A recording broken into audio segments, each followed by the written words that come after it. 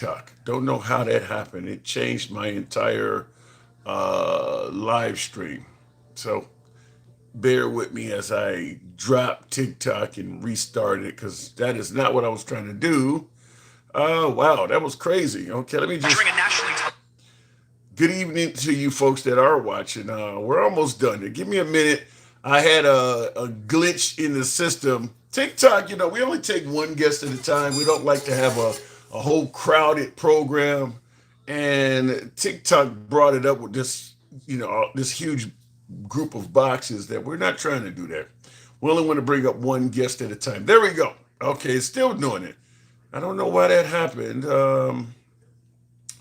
I guess we'll just let it run its course, and maybe we can have someone who knows how this works in time help me out in understanding how to get, because this is not what we want.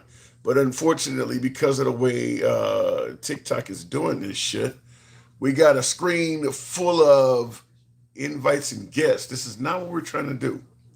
So I'm just trying to see if there's a way I can change how it's designed, and I do not see that. So we'll go ahead and start the show, and hopefully we can figure it out. Maybe somebody can come through and help us out. But the way we're being televised on TikTok now is not the way we're used to doing it, where we got a big screen. Anyway, good evening, folks. Once again, it is indeed your boy Tim, the handsome liberal. And like I said, hopefully some folks on TikTok can help me straighten out my screen there because I don't want it to look the way it's looking. But um, got some news that's not the best. This is certainly not good news, but we'll certainly end up discussing it. As you can see, the whole live stream is titled, we've lost two additional service personnel in Iran, the country that, we've been boasting that we could do anything we wanted to Iran, and there's nothing it could do to stop us. And, Trump has been bragging about our I don't want to say. I guess he's been bragging about how much power and control, our dominance. That's the word I'm looking for. President Trump has been bragging about our dominance over Iran since this whole skirmish broke out in late February of this year. Here we are, mid July. We're in the middle of July, and I'm going to tell you from my own personal standpoint, I don't see this looking like it's coming to a conclusion. Despite President Trump originally saying this would be over with in, what was it, 2 to 4 weeks or something like that, he gave this a very, very short period of time that this would come to a conclusion. And obviously, that has not came anywhere near coming true. It's not even going to be over with in 2 to 4 months. He said 2 to 4 weeks.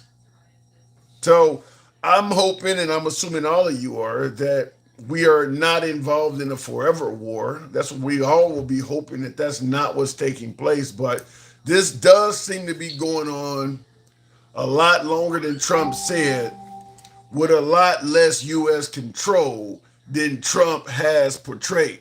I think, regardless of what you feel about our need to go into Iran, whether you feel it was necessary to stop them from developing atomic weapons or you felt it was unnecessary, regardless of how you feel about us going into Iran, I think we all can agree one thing for certain is that Trump has portrayed this whole event in a significantly more positive manner than it's actually going.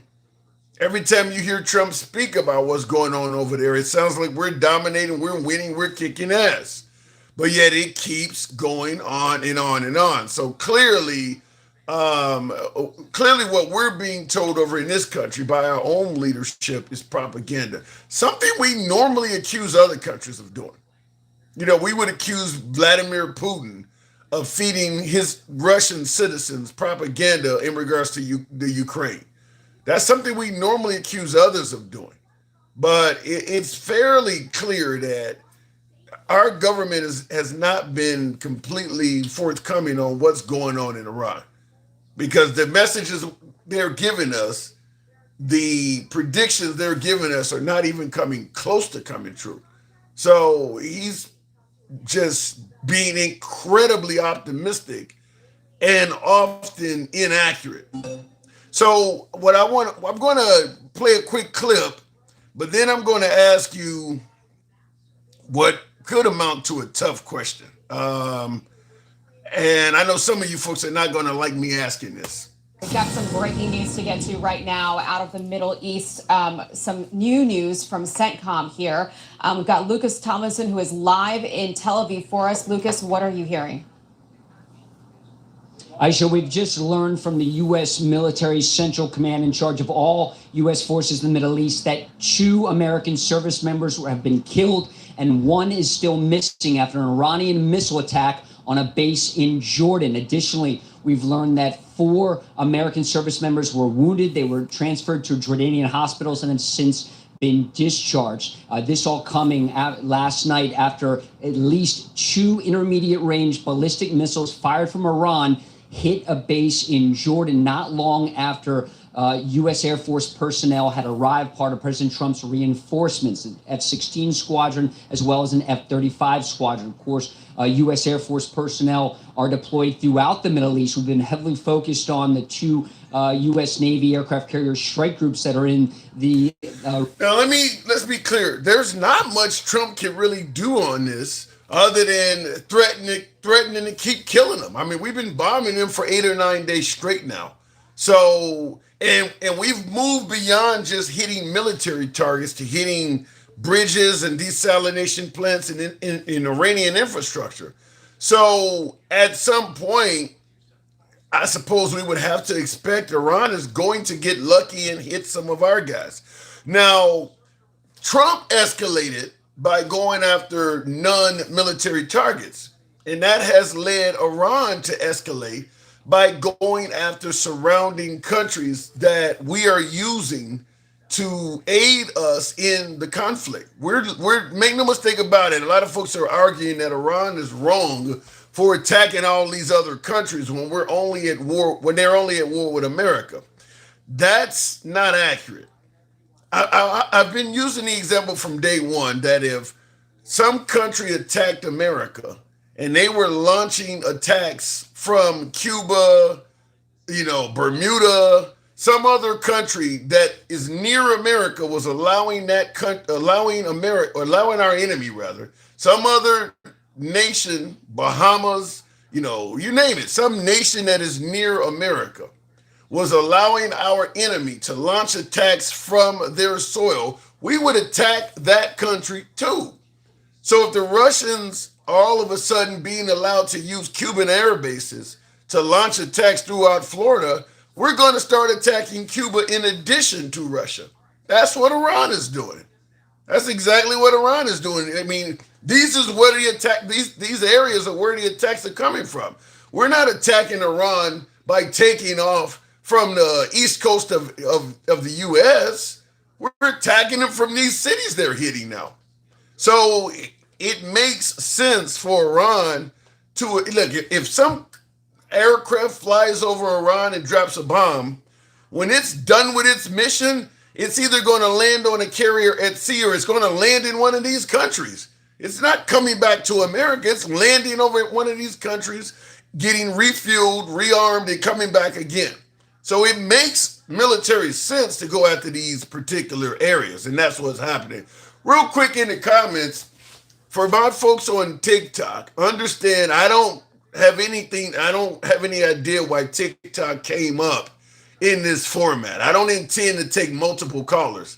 I don't know how to change this. I don't know how it happened, but I prefer to run TikTok the way we always have. So this is not intentional. Somehow, some way, it did something to change the format. So that's why you see it with all of these invites and all of this shit. We don't have any intentions of doing this. So we're going to run the program as normal, single guest, the same way we run it all the time. We're not going to bring up 8-10 guests at a time. That's not the plan.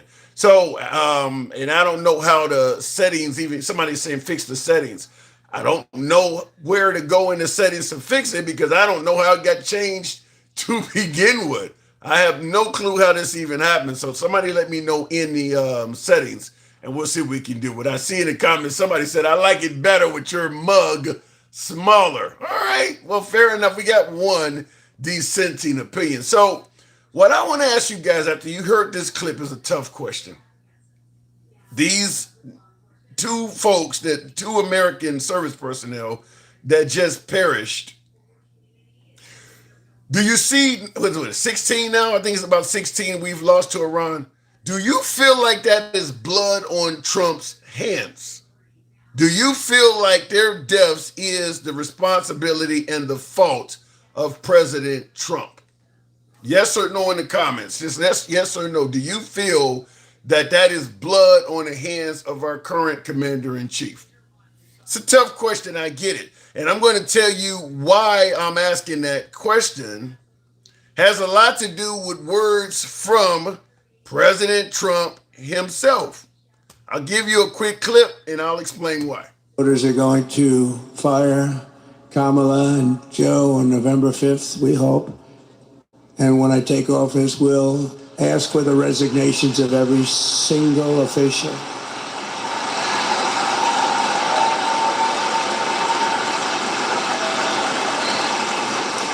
We'll get the resignations of every single senior official who touched the Afghanistan calamity to be on my desk at noon on Inauguration Day. You know, you have to fire people. You have to fire people when they do a bad job. We never fire anybody.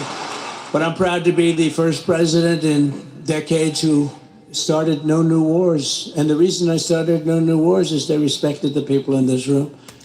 And the reason I'm playing this is because remember the 13 service personnel that lost their lives leaving Afghanistan under the Biden administration?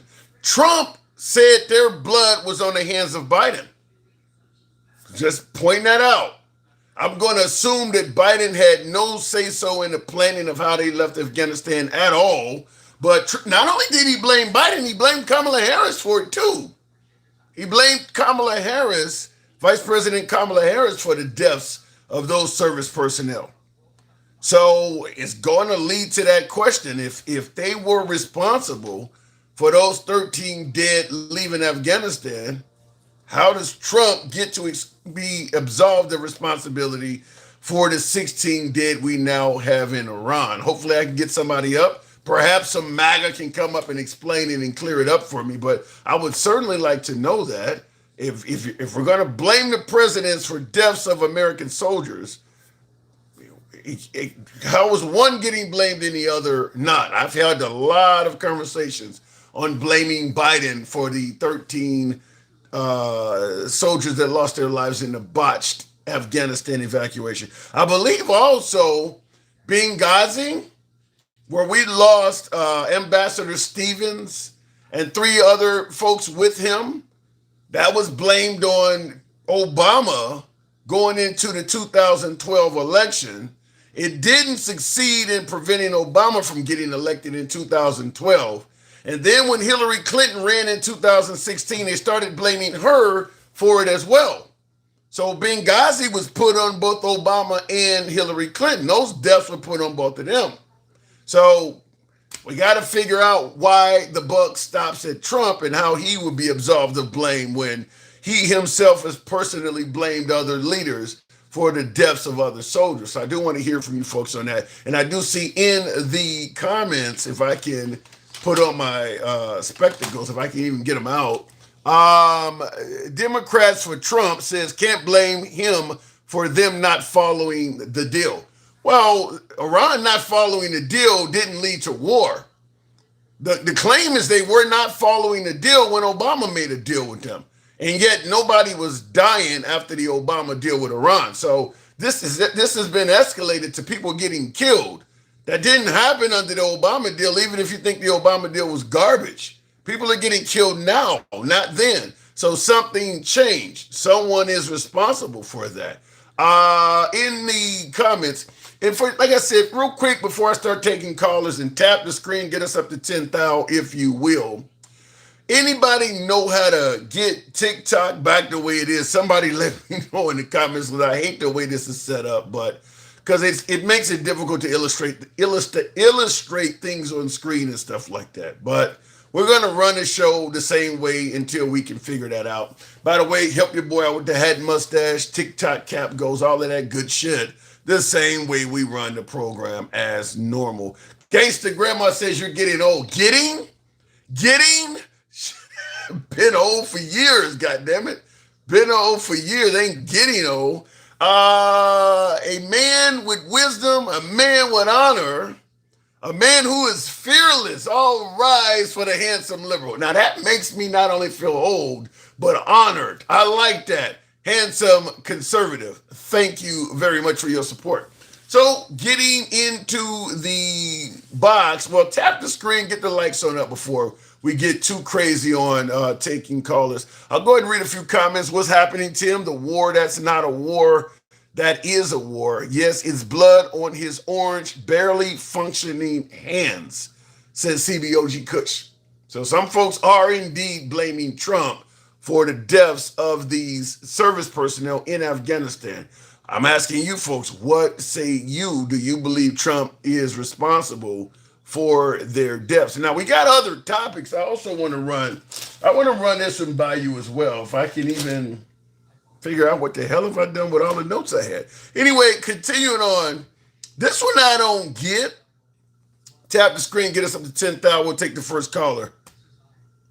I don't get more this. tariffs on Canada for wildfire smoke wafting into the United States. The U.S. president blamed Canada for, quote, not properly maintaining their forests, saying the United States is being unnecessarily invaded by filthy, polluted, and unhealthy air, the quality of which is dangerous and totally unacceptable. In the Truth Social post, he also warned, quote, the cost of this pollution must be added to the tariffs Canada is currently paying. So, President Donald, just briefly, President. Now, this is I believe this is indeed Canadian news. So, this is a Canadian reporter warning the people of Canada that Trump intends to charge tariffs for the wildfires that are coming out of Canada. What I want to ask you folks, once again, by way of yes or no, do you agree with Trump that we should tariff Canada for the smoke and pollution coming from their wildfires? He's suggesting that they're not managing their country properly enough, leading to wildfires taking place, and that we should, I suppose, be able to recoup damages from that. That's what he's saying. He's going to charge them wildfires. Tap guest icon, open settings, top right. Let me see if I can do that. Tap. Okay, I'm tapping that. Settings, top right. Okay, allow guests, everyone. Okay, then once I tap that, I got another screen. Layouts to have a home. I don't know what the hell that means. I'm still not seeing where I go from there. So by default, by coins, I don't know. Yes, it's more to it than what you just said. That alone is not enough. There is more to it than what you just said. But that looks like that's taking me in the right direction, but there is more to it than what you just said. In the comments, I would say named Trump is about neck and neck for worst president. Obama was number one. He dethroned Bush Jr. Wow. So what are you saying? You're saying that you think Obama was the worst and Obama dethroned Bush, but you're saying that Trump is now neck and neck with Obama for being the worst president. Wow. You don't normally get that. That's different. We're on a phone, Coachy Poo. This is on a phone, not a studio. Smoking hash from large blazes usually go up into Canada from the United States. So what is Trump talking about? I want you to hear this. It's interesting you would point that out, because one of the Ontario premier responded to Trump.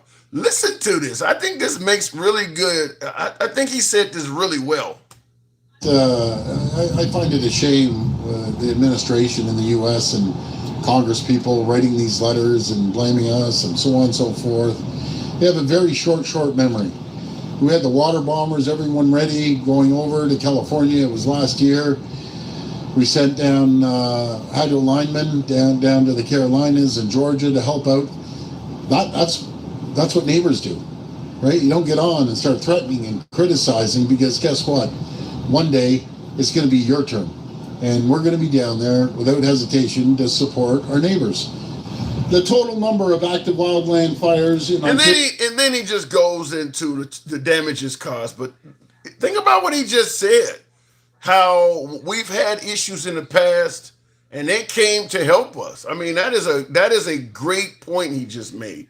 That we've had issues, fires, and things like that, and they came down here and helped us. I think this is the problem that the Trump administration is doing, where we're going to end up paying the price after Trump is gone, and that is alienating allies that have assisted us in the past with different things. Like, you hear the way Trump talks about NATO as if they didn't rise to the occasion after September 11th and help us. I mean, he's really favoring people that really don't have a history of doing anything for us, and alienating folks who really have been on our side, because we've been criticizing NATO for not stepping up and, increasing their military budget and all of that. Meanwhile, we go to war for Israel for free. Israel's not paying anywhere near as much as NATO is. And we're helping them out for free, and they're not even a NATO member ally. So some of this does sound and appear to be backwards. But let me go to the box. Coachy Poo, I'll bring you up. Now, talk to Jesus me. Christ, I gotta do everything for you liberals. Are you ready? Talk to me. Do you see the multi-guest icon bottom left? Yeah. Tap that. Okay. Then click settings on your top right. Okay. And then do you see choose your layout? There's either like a grid. Does it say grid layout? I got layouts have a new home up there at the top. Ooh. That's all it says? It says layouts have a new home. All your design settings are now in one place. Try it out. Does it say, can you click on it? Just where? Let me see. Because that's what you want to go to is layouts. Okay, I think it's maybe what it is. Look at that. Yeah, but that's something new. I don't know what they. So in other words, they did change something. But thank See you. how good conservatives are to you, man? You have to quit bashing us, man. You fuckers can't think on your own. I'm not bashing you as a conservative. That's not happening. But okay, fair. And thank you, by the way. I certainly greatly appreciate that. All right. No problem. So we'll get into the show. You can certainly be our first caller. So we've lost 16 in Iran. Is that blood on Trump's hands? Okay. Oh, man, this is deep. Man, people are going to hate me after this. But first and foremost, death is a part of war. True. I hate to say it. And I hate to say that as a matter of factly, but it I mean, truly is. that's kind of a given, but okay. And it sucks, especially for close loved ones, family members, and all that. But it happens. And I hate to say it as matter of factly as it happens. And then this being said, too, I don't think we should be in Iran, by the way. So if we're somewhere where you don't think we should be, then any deaths pertaining to that. But we are there, and I want to win since we're there. Right. So, again, deaths are going to happen. So now to compare to the Biden thing, first of all, I'm not even one that said that there was blood on Biden's hand because, again, it happens in wars. Right. I think, in fact, I don't even know a lot of details about it, which I had to literally Google before I jumped up here. I guess the argument you could be made, and I don't even know necessarily if there's, orders that have been made during the Iran thing. Now, again, you may disagree with being in Iran like I do. Okay. But did we not follow some orders or whatever the case was be there? It does say, at least online, again, take it for what it's worth, that Biden didn't listen to some military leaders on the way they went out. Well, if we want to go with Biden didn't listen to military leaders, the counter argument is going to be made that Trump didn't listen to the intelligence agencies as a reason to go to Iran. And again, I guess you can make that argument if he didn't. And again, I don't know if either one's true. And ultimately, it's still the president's thing. I guess what I would look at is, did they incorrectly do an operation? Now, like let's say, for instance, and I'm not making the claim because I don't know enough about the Afghanistan one, but I'm saying, what if they would have done everything how we strategized to perfection, and 6 people died? I hate to say it. Then those we would six have, people- then we would be having a different conversation, Coach. I mean, that didn't happen though. If all of that took place, maybe the conversation would be totally But my different. point being is, if those 6 people die, I hate to say it, especially a matter of factly, is that's part of war. Now, if something wasn't followed and 6 people died or 13 people died, you can make the, and again, I'm not making the claim because I don't know enough about the Afghanistan. So, but by reading it, it sounds like there's argument of that the area wasn't secured before they tried it, things like that. I don't know. But all of Like that you said, you can make applies. that argument with Trump as well. Yeah, right. Because all of that, if you, the minute you start bringing up, well, Biden didn't listen to someone, or they didn't follow logistics, or they didn't think something out, you're going to open up a myriad of responses right back at Trump for doing all of that stuff. Didn't listen, didn't think about the Strait of Hormuz being closed. I mean, Trump did not listen to a lot of folks that told him otherwise. That's why this war is going on a lot longer than he thought. Yeah, and I agree. But like I said, I'm not one. I'd never claim that there's blood on Biden's hands either. I mean, Okay. again, I'm more of deaths happen in war, unfortunately. Well, you do realize though, President Trump himself and MAGA, because we had plenty of, even I did it to some degree, because I'm thinking like, okay, I always believe if it happens under your watch, you're responsible for it. Because if the war goes off without a hitch and it goes off to perfection, Trump's going to take credit for it. So if it's a disaster, you get blamed for it. Yeah. Well, and to that point, okay, yeah. So the blood's on their hand. Now, again, this is where the crowd's going to hate me, but 13 deaths or 16 It ain't deaths, over. It ain't over. It's pretty insignificant. Well, And I know it's significant to those families and loved ones, and yes, it sucks. yeah, but You need hold on, life. wait. I agree it's a low number to phrase that properly, but keep in mind we're fighting a country that we claim has no Navy, no Air Force. We didn't put any boots on the ground. We're doing it all by air where we're claiming we got air dominance. Trump said we can fly over their country and blow whatever we want up and there's nothing they can do about it. And yet somehow they've killed 16 people. Well, yeah. So actually, so this is the question I was going to ask you, which kind of, and it's relevant to it. Okay. This is where I think, and this is why I'm against being in Iran, is you're dealing obviously with a very different culture. You're dealing with again, call it what it is. I don't think anybody will really argue though it's a terroristic quote country. This is why I don't think we should be there. Is in the end. Well, let me ask you this first. Do you think there should be rules of war? Do you think there should be war crimes? Yeah, I do. I mean, just like if you're in a fight and you got somebody that's on the ground completely unconscious, you don't give them a one-hitter quitter, and you just constantly bashed in the face of somebody that's already unconscious. I mean, even people that are watching a fight, even a street fight, I'm not even talking about a sanctioned fight, but even a street fight, people will stop you. Like, at this point, it's not a fight anymore. Yeah, so that's where probably you and I differ, and I'm not saying you're wrong or maybe I'm a worse person than you, but to me, war is war. There's no fucking rules. You can kick below the belt. It's a fucking war. So killing kids and You can blow women. up babies. Absolutely. You can blow up babies. And like I said, I know I'm going to be hated for this. But, and the reason I say that is because I think when you get in a war with a country like this, they know the rules too. Now, that's why I don't think we should be there, because I think Trump should be smart enough that why are they going to change with this? But they can use war rules against us. They know Trump can't do a lot of the things that he will say he does as threats to try to scare them out of something. They know he can't do it. They literally know American rules about our Constitution that he has so long to do something on his own without congressional approval, and that Congress probably won't even approve this. So they're using that against us. So he's in a tough pickle, which, yes, he put himself in that, which is why, yes, I don't agree with us being there, because as somebody said in the comments, and a lot of people say, I think it's a never-ending war unless you do war crimes. But here's the problem. You started out the conversation by pointing out that Iran has a different culture than ours and they're a terroristic country. And then you ended up by saying, but I'm okay with us killing women and babies. How could you call them terrorists if you are okay with us starting a war with them and being okay with killing babies and all? I mean, how was that any different? Because I'm consistent. I'm okay with them killing their own babies.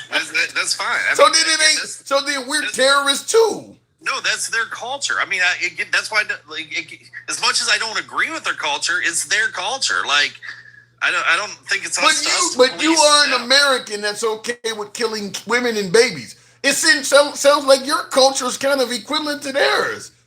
I am in war. Just in war. When they're doing that, they believe it's a war too. Jihad, whatever you want to call it, that's a war to them. Well, war against themselves? No, the people that they're taking the lives of. They believe they're at war. Yeah, but I'm talking them taking themselves. What do you mean taking themselves? Like they kill themselves, man. They kill their own babies and shit.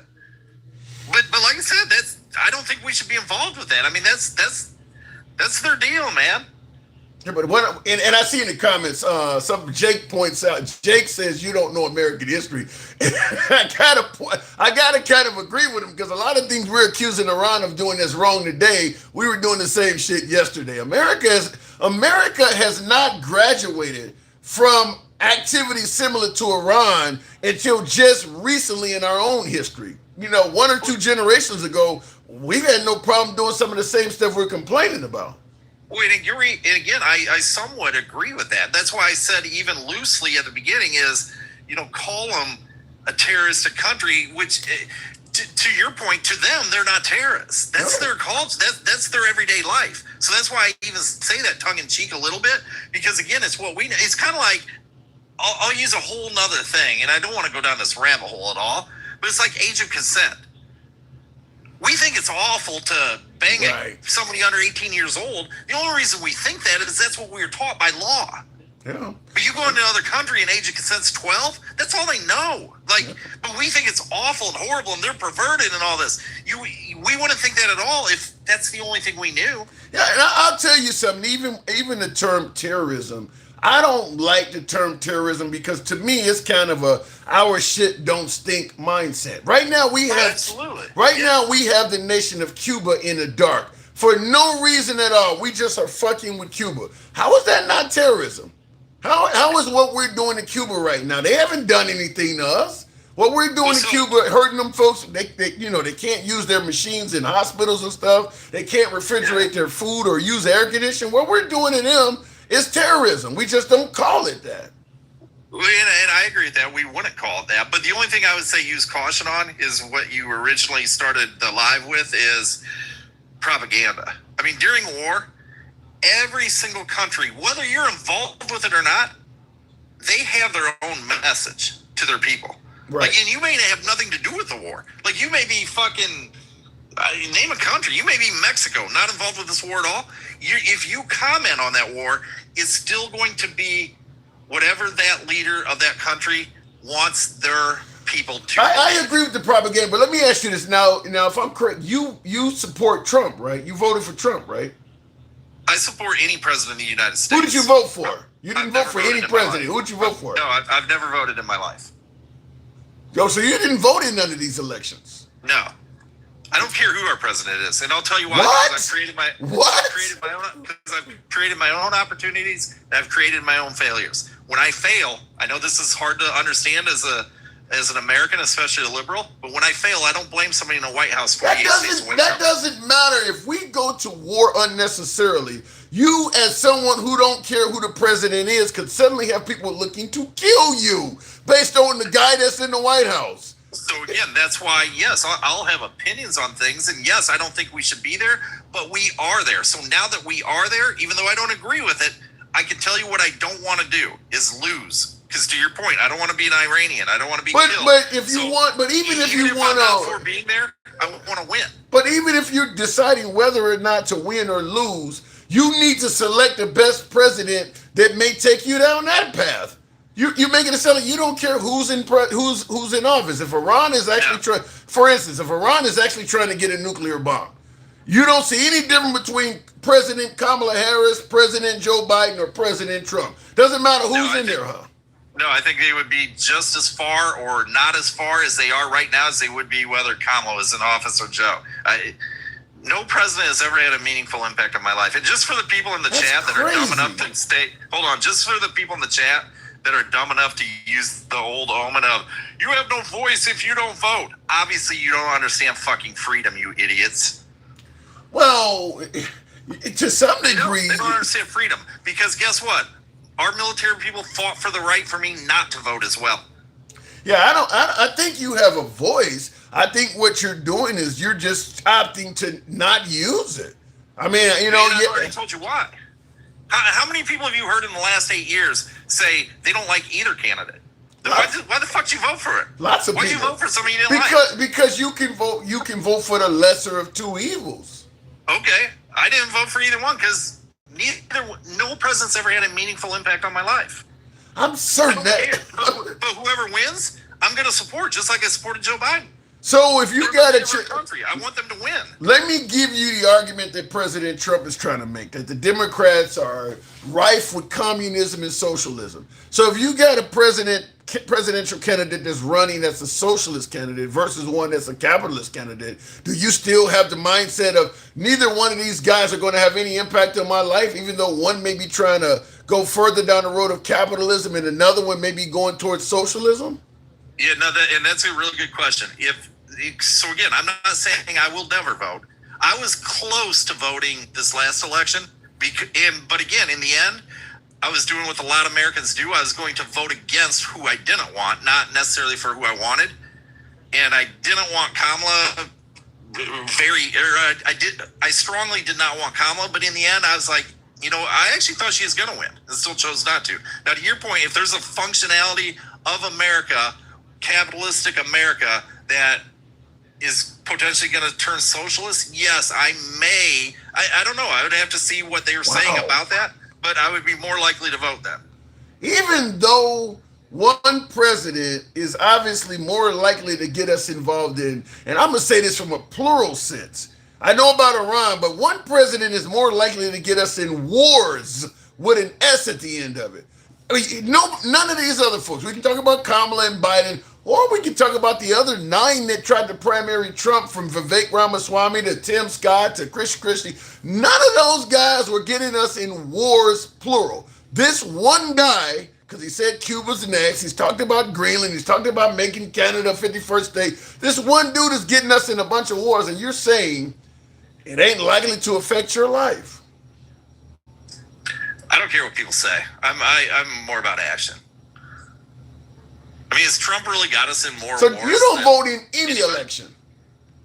No, I've never voted in my life. Is that the plan? How old are you? 51. Wow. And is that the plan? The plan of action continuing? You don't plan on voting in any election going forward? I mean, if things are, again, like they are today, where there's no like major shift, unless I really think there's going to be a meaningful impact, no, I don't plan on it. That's I am like literally speechless with that. I see the comments. Eddie said, because again, I don't get on TikTok and bitch and moan every time something goes wrong in my life. I mean, let's just be honest. No offense. You don't give a fuck either. You just want to click some views like every other TikToker. Do I want a president? Yeah, I do. Do I want a president none of these debaters, even Harry Sisson, he don't give a fuck about politics. I think you're completely. It's clicks and views, dude. I think no, because I was talking politics long before there was any financial incentive or TikTok existed. I used to call in the Fox News talk every day and argue back and forth with O'Reilly and Brian Kilmeade and all of them when they were on the radio. I've been doing this shit for 25 plus years. I do care. I do more than the others, quite honestly. Huh? Because I think you. Then that's probably why I like you more than the others. Because I think you are truer to it than, like I said, the big. I mean, Harry Sisson doesn't give two. Dean Withers, he has no experience in politics, whatever. He's a college dropout. He's never even. He sounds like a liberal. He sounds like a liberal Charlie Kirk, to be honest with you. I mean, he really is a liberal version of Charlie Kirk. And Charlie Kirk was in it for clicks and views. Absolutely. Well, they Dean both. Withers will never be a politician. He will never even try to be a politician. He's a TikTok's fantasy star. I don't know. Hey, good for him. Good for him. But let's call it what it is. Let's not look at him as this big political fucking influencer. Dude is like 21 or something. You know, you can't predict his whole life. You can't suggest that right now based on what he's doing right now, he'll never be a politician. I'll bet you right now. Let's make a bet when it's in. I'll give you 30 years. I bet he never runs for any office. You know, I mean, Never. you and I, with our ages, we may not even have 30 years left on the planet. 30 years. Come on, man. The strong survive. We're good. Now, I'm not for certain of that. I'm a black man. God kills us quicker. I gotta move it on. All right. Thanks for letting me up. But yeah, I'm glad you got your boxes straightened up. Thank you, Coach. That's the one thing I agree with you on. This is not voting shit. You're a coach that don't vote. Don't coach anybody about politics. I'm a life coach. I'm your life coach.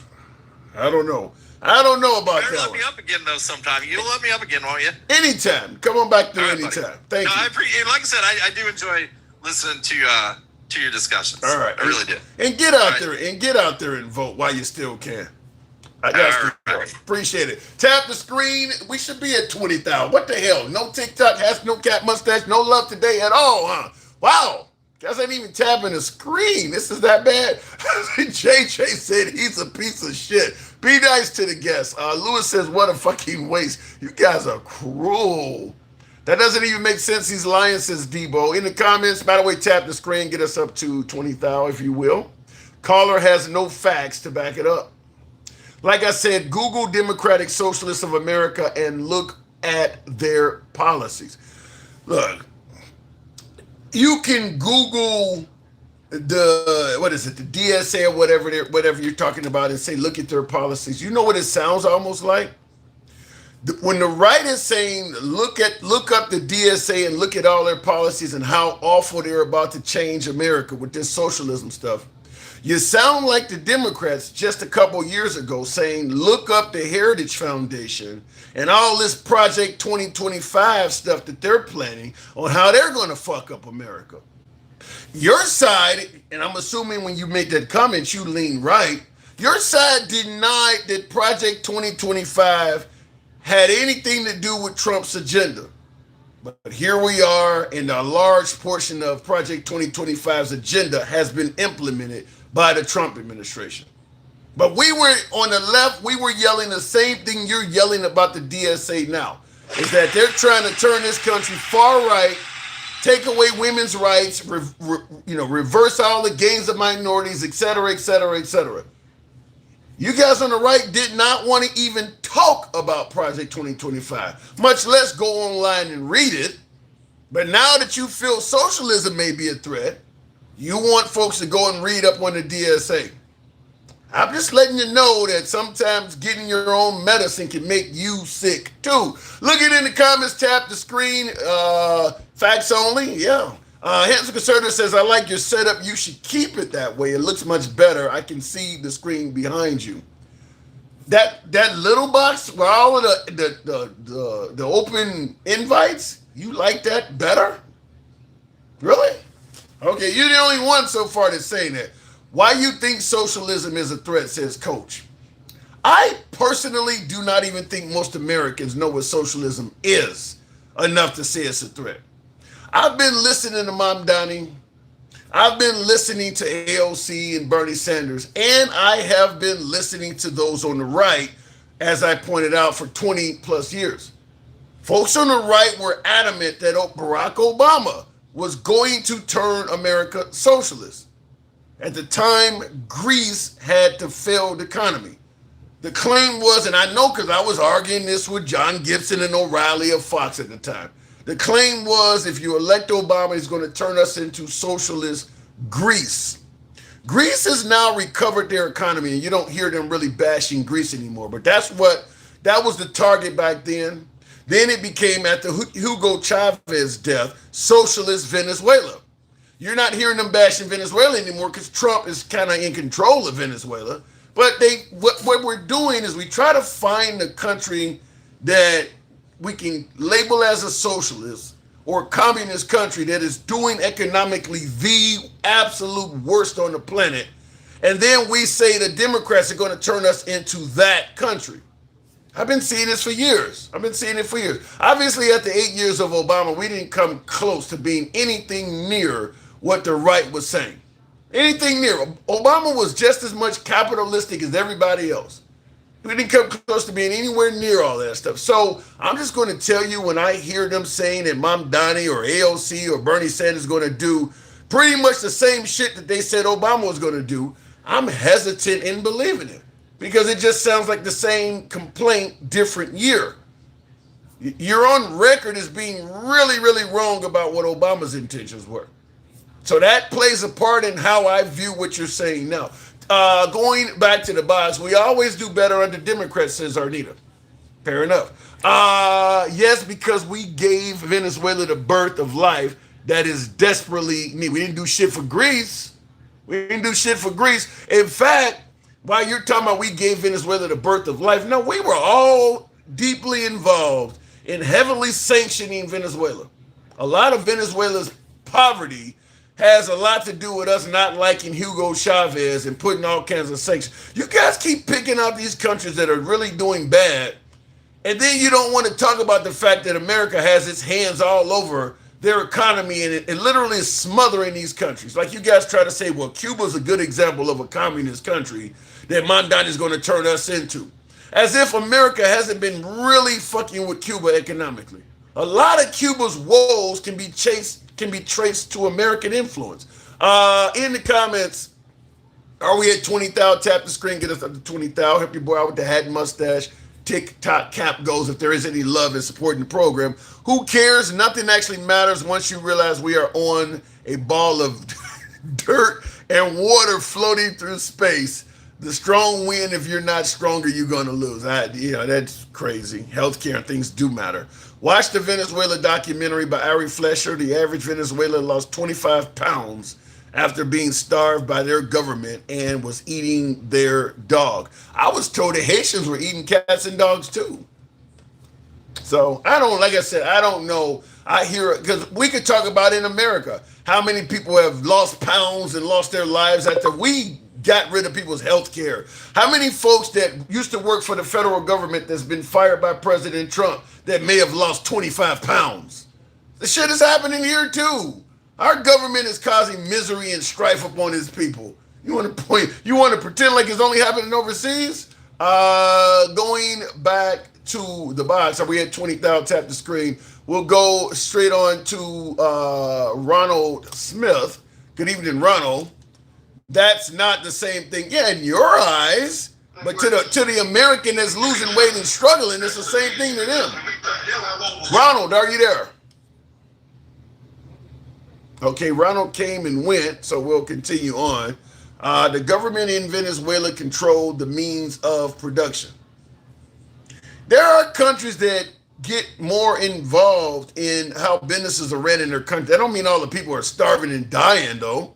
I mean, it is what it is. I agree with what you're saying, but I think we're overplaying how bad these countries are and overstating the life in America. Meaning they were rationing food. That is socialism. Okay, and we're supposed to believe when you guys claim that Obama was a socialist, we're supposed to believe that Obama's original intentions were to ration food. Because you guys claimed that Obama was a socialist. So you're telling me in 2008 that was his goal to come to power and start rationing food? You've been wrong before. That's the point I'm making. We are all losing weight right now because of the new virus with explosive diarrhea and vomiting. Let me go back to the box. Butler Holmes. Good evening, Butler. Welcome to the program. Qualified.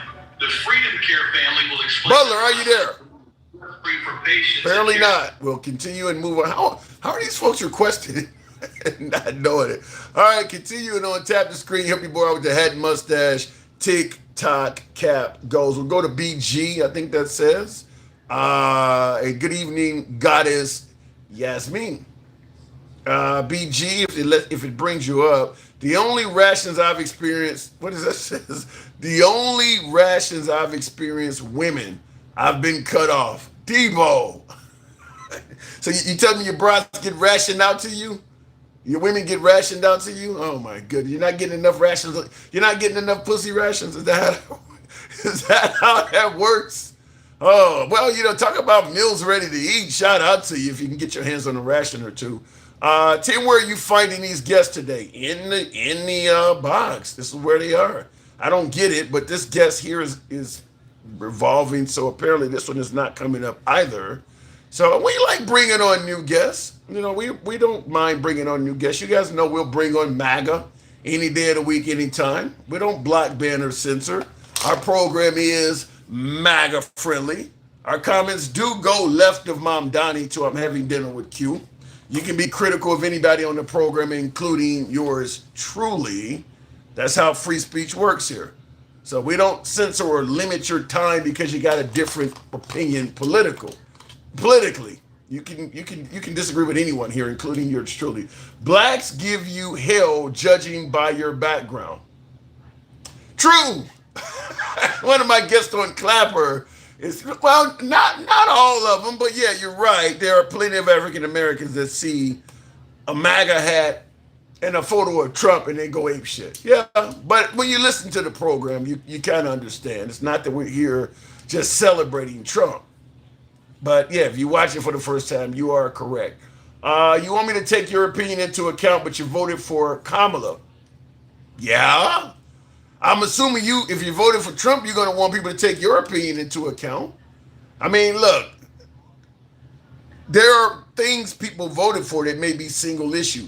I mean, like, look, if I'm a low-waged employee, and for me, the biggest thing that would matter is either tuition forgiveness or a minimum wage increase. Why the hell would I vote Republican? We can talk about socialism, we can talk about tampons and bathrooms and shit, but if those are my two biggest issues, I need someone to forgive my student loans and I need a minimum wage. Why the hell would I vote anything on the right? Just like if you believe in protecting the sanctity of life or you are a 2A absolutist, you have no business voting left. Sometimes it's a single issue. So there are legitimate reasons to vote for everybody. Lopez, he forced everyone to buy Obamacare. Yeah, but you're only taking into consideration the people who had money to buy insurance. When you say he forced everybody to buy Obamacare, the people who are not insured at all, that couldn't afford any insurance, you're not concerned with them. The people who dislike Obamacare have no concern of the uninsured in this country at all. You really don't want nothing done for them at all. We're really having a hell of a time bringing up guests, apparently, and we'll try it again with Ian.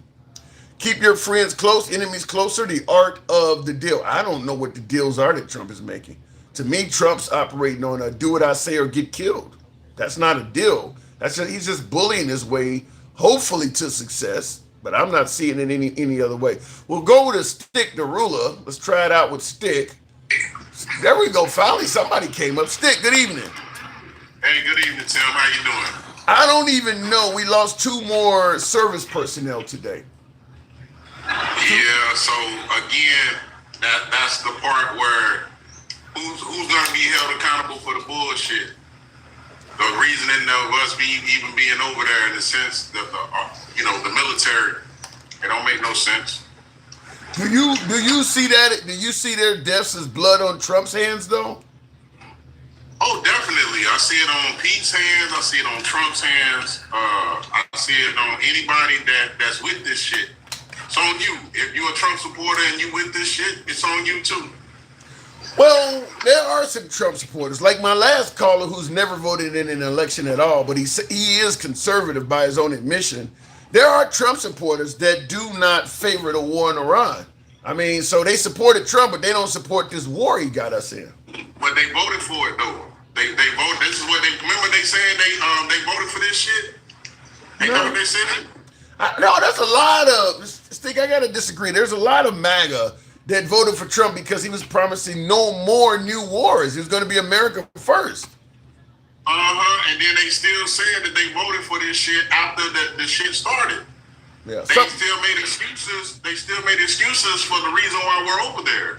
Yeah. They're still supporting him while also saying that they don't like the decisions that he made. But then you got people like even the handsome conservative. I'm going to say it out loud.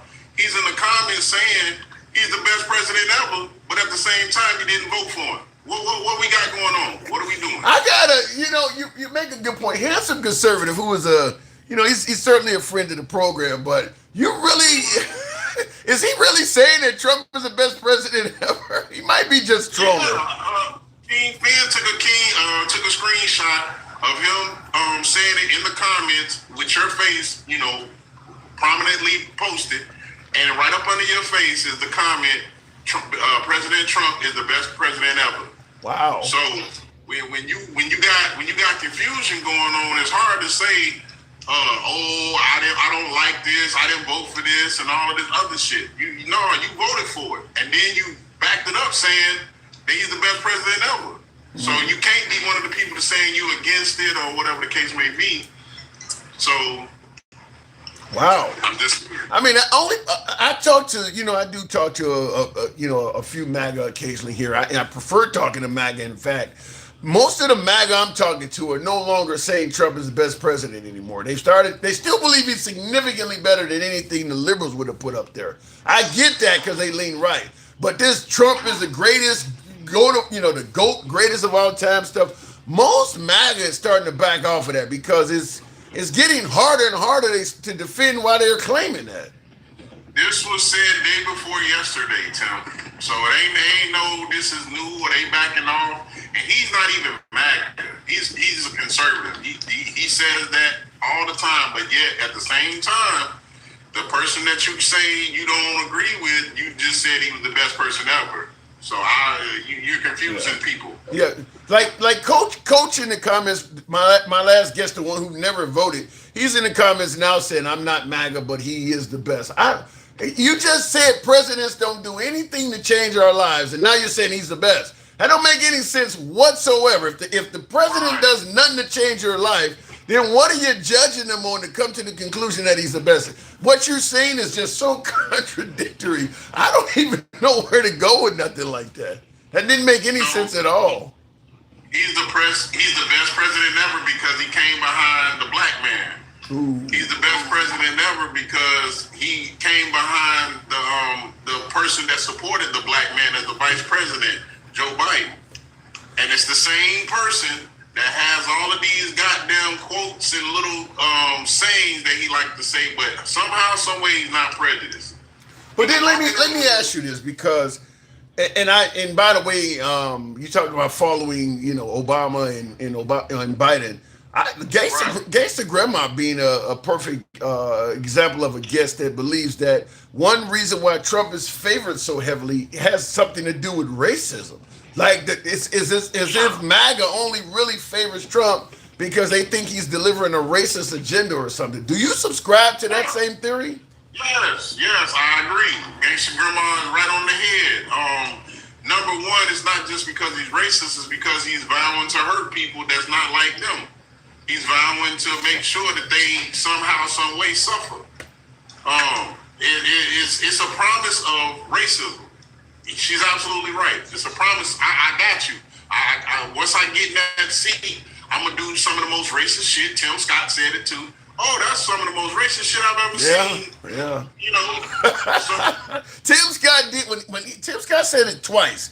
Once when Trump posted the Obamas as monkeys, Senator Tim Scott said that's the but also in Trump's first term when he posted the video of the guys yelling white power, Tim Scott also said he told Trump to take that down, said that was racist too. So Mr. I love you man has caught Trump doing two things that even he claims are racist.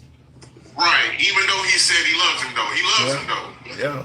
That's some shit. You love a racist. So again, now mind you, he's a black man. And they call me a sellout with some shit like that out there. Imagine what the white folks are saying. That the ones that are racist, they love it. They love it. They're cheering Trump on. That's the reason. All Trump needs to hear is one person say he's doing good, and he believes it. Everybody else it could be a million people suffering on one side and one person on the other side saying, "Don't worry about it, we're okay." He said, "Oh yeah, that dude right there told me y'all okay. Everybody's okay."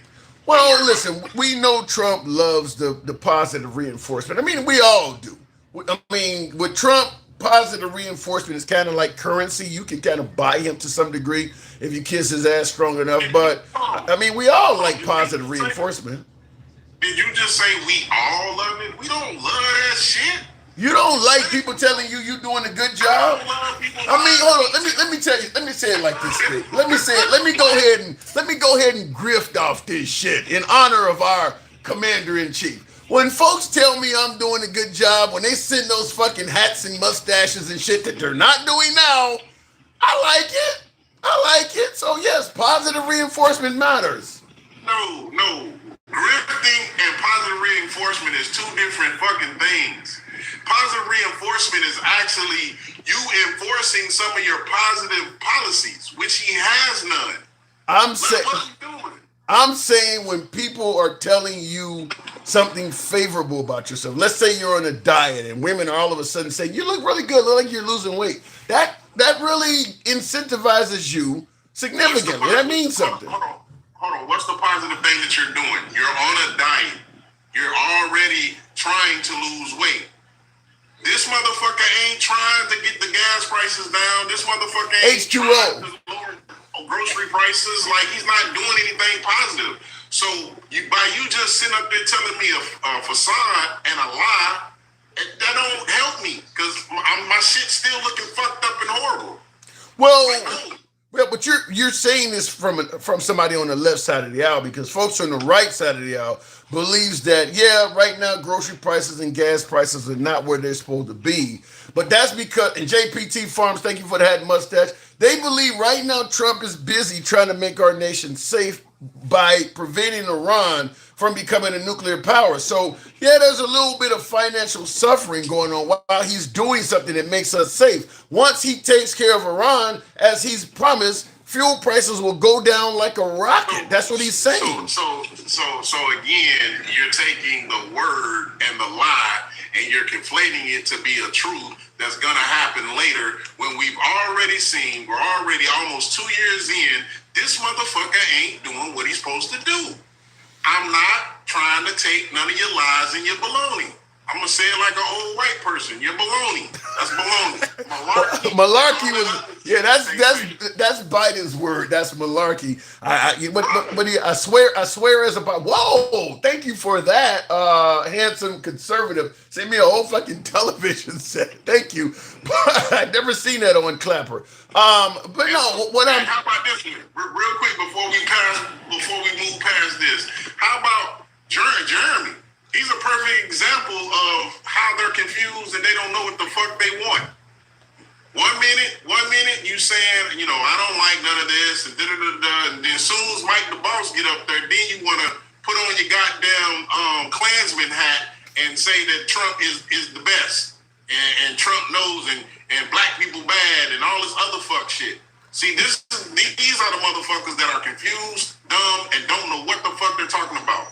Well, understand, if you're on the right side of the aisle and you're forced to debate Mike, that's like being on the left and debating Charlie Kirk. It's gonna bring the worst out of you because Mike is really good at what he fucking does. So that's good. Actually, it shouldn't bring the worst out of you if you are so intelligent. I think I used to call Jeremy the racist James Bond. I think that was the name I gave him a while back. And again, he showed. I remember the racist. I don't think that guy was Jeremy. I remember the racist. It was this guy who almost had an accent to some degree. It was because Jeremy, he would talk like what Jeremy said all the time. He hated the J people from Israel. I mean, he was really bad. I remember that. That's been about a year or two ago. And real quick, handsome conservative. Thank you. I saw the tube, man. Appreciate that. Inflatable tube. Thank you. But no, I mean, we've been talking to Jeremy back and forth, and yeah, a lot of my African American liberal viewers thought Jeremy was racist from day one. I didn't see it in him. But what he said yesterday, where he was blaming blacks for all of the crime and all this other stuff, that was different. I didn't expect that to come out of him. You didn't expect that to come out of them, but you don't expect it to come out of any of them because they're your beloved MAGA. Because you favorite them. I like talking to Mac. What's wrong with talking to a little bit of MAGA? Yeah. Get that shit up out of here. That fucking you know what? When it comes down to it, all they know is I can't say bad against Trump. So I have to twist myself and bend myself into a pretzel, and then going from there, it's just the bullshit. There's no substance behind it. There's nothing.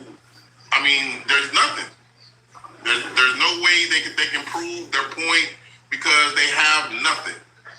Well, and that is bad if you're in a position where you got to defend your president, even if you know he's doing something that you would criticize coming from another president. Some MAGA are starting to peel away from that, but you are right. This is the reason why after all of the years I watched Fox, I stopped watching it, because I'm like, I've been watching you folks way too long and seeing you guys criticize Obama and Biden for stuff that Trump is doing and you're now defending. I know you don't agree with this because I've watched you criticize liberal politicians doing the same thing. And all of a sudden you're okay with it when Trump does it. And that led me to stop watching them because their whole motto was we're fair and balanced and we're not like the other networks. And they became like literally leading in the biased coverage now. They literally are worse than MSNBC, in my opinion. Yeah, I mean, at the end of the day, so again, you got people that are getting nothing for their vote. He's already told you he don't care about you, he just wants your vote. He's told you smart people don't like me. Y'all do, y'all love him, y'all eat his diapers and shit. So at the end of the day, when you look at it, it's kind of like, where are you at? If you're a person that was complaining and then we say, well, see, we told you, and then you turn around and pull a Jeremy, then what's the conclusion? The conclusion is you're racist with your orange Jesus. That's what it is. That there's no way around it. Can you support like Trump without being racist? I mean, you don't believe all 100% all of MAGA, every Trump supporter is racist? You don't believe that, do you? I'm gonna say it like this: all MAGA is not racist, but all racists are MAGA. Wait, say that again. All MAGA is not racist, but all racists are MAGA. You know I disagree. Because, of course, I believe that you can be black or Hispanic and be racist, too. I know you and I have had this talk many times, and you don't believe black people can be racist and stuff like that. But I do believe that you can be a racist liberal as well. I believe you can be a bigoted liberal. I believe you can be a prejudiced liberal as a black person. But as a black person, you're not part of the system. So we don't have to go over that again. But however, the problem that we're having is this. You said that you voted for it because he was firing and purging the federal government when Doge went in there and took all our information, and we don't even know what the fuck they actually took. We don't know how much they actually supposedly saved the American people when it comes down to the money. We don't know where the money went. Do you see us a whole bunch of we don't knows in that? Yeah. We don't know a lot of fucking shit. And somehow, some way, the guy that says we can't afford to send somebody that needs daycare for their children, the person that needs the medical subsidies, we don't got money for that, but somehow we got money for swimming pools, for reflection pools, fucking putting your name on a center that was been named in probably like the 70s or the 80s or some shit like that. The Kennedy Center, right? That's what it's supposed to be.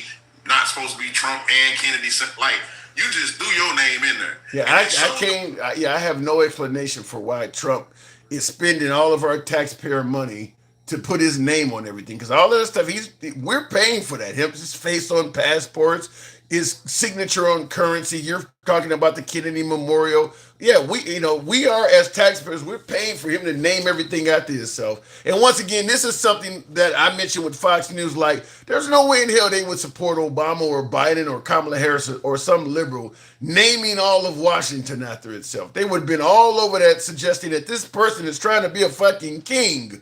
But when Trump is doing it, they turn a blind eye to it. Man, we probably could have sent at least 400 people to the NBA Finals if Trump would have sat his ass home and took all that money that he was going to spend for just him to go. He could have sent some citizens there.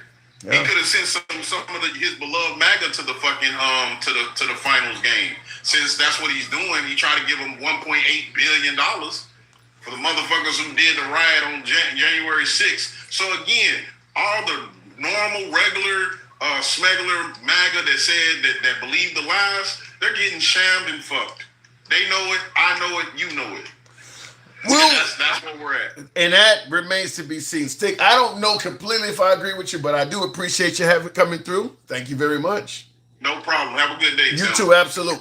In the comments, I got Naeem Barber's kind of echoing the sentiment of my last caller. He says, as a Trump supporter, you are either racist or you're uninformed or friends with him.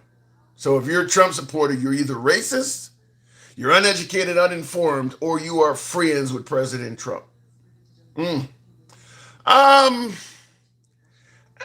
There's obviously some of that, but like I keep mentioning, there are other issues that would lead you to vote for President Trump and not vote liberal if you're a single issue voter. I keep bringing up protecting the sanctity of life for the unborn. There's a lot of evangelicals that really favor protecting children in the womb.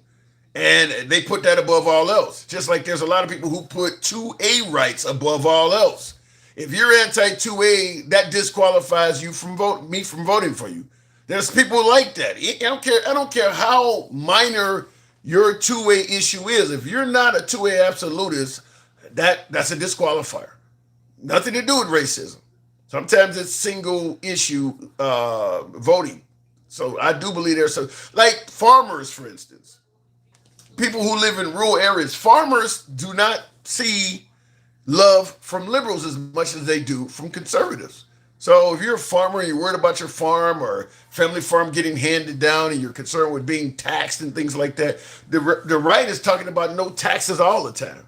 Meanwhile, the Democrats tend to speak more in favor of raising taxes. So that might be a single issue for you. There's a lot of single issue shit out there. And it could be, listen, I've been told this by a couple friends I have that are MAGA. When it comes to racism, their mindset is that ain't my fight. Some of these folks believe I'm not racist, but I'm not going to vote against a candidate that may be racist if he's doing what I need done for me. To them, the racism argument, the fight for civil rights, it ain't my fight. That's, I believe, what represents most of America. Certainly during the era of slavery and abolitionists. I don't believe, obviously, most Americans were not owning slaves, but they were more focused on whatever was concerning to them at the time, to the point where it didn't matter if you were pro or against slavery. As long as you fit the closest to the issue I'm concerned with, I don't care about that. I'm not a slave. None of my friends are. It's not my fight. And I do believe there's a lot of that even in today's society. It's just not my fight. In the comments, as a Trump supporter, I saw that name, says purposely uninformed. Whoa, thank you. Absolutely. Handsome conservative showing the boy some love. Wow, I appreciate that. That caught my attention out of the side. I thank you very much. What was that? I don't even know. But thank you very much. The thing is, Trump is not doing anything for America, and these people can't see anything but empty promises. He is doing something for America. You just don't favor what he's doing. Getting rid of the illegal immigrants is huge in the eyes of MAGA. They believe the illegal immigrants were vermin, poisoning the blood of this country, raping and murdering everybody. Trump is getting rid of them by the thousands. That is huge in the eyes of MAGA. Same thing with the notion that the LGBTQ community is ruining our children's upbringing. Trump is going after them hard, gung-ho. He is doing things for America. You just don't agree with what he's doing or don't value what he's doing. But he's doing things for America. It's just things that you have no concern with. Exactly, host says, Coach, well said, or both sides. Someone who says not good just means you disagree. True. Fox used that fair and balanced moniker to fool non-thinkers with simple words they can understand, all while presenting only the right perspective of what they call news. Liars. DD8605, I agree with you 100%. because Fox News was not fair and balanced, even when they used to have that moniker down there saying fair and balanced. Back when Shepard Smith was on the network and all of them, Neil Cavuto, a lot of folks who are no longer on the network. It wasn't fair and balanced even back then. But they were saying that. Going back to the box, help your boy out with the hat and mustache. TikTok cap goes. We'll go to Gravy for All. Good evening, Gravy. And I used to watch all the time. Yeah, I used to watch Fox religiously. I knew their whole schedule, all the way from Fox and Friends in the morning to the repeat of Bill O'Reilly. I mean, I knew their whole schedule. And yeah, it never was unbiased, but it was really good program. And I liked the debates they had on there. I mean, I thought, O'Reilly was good at it.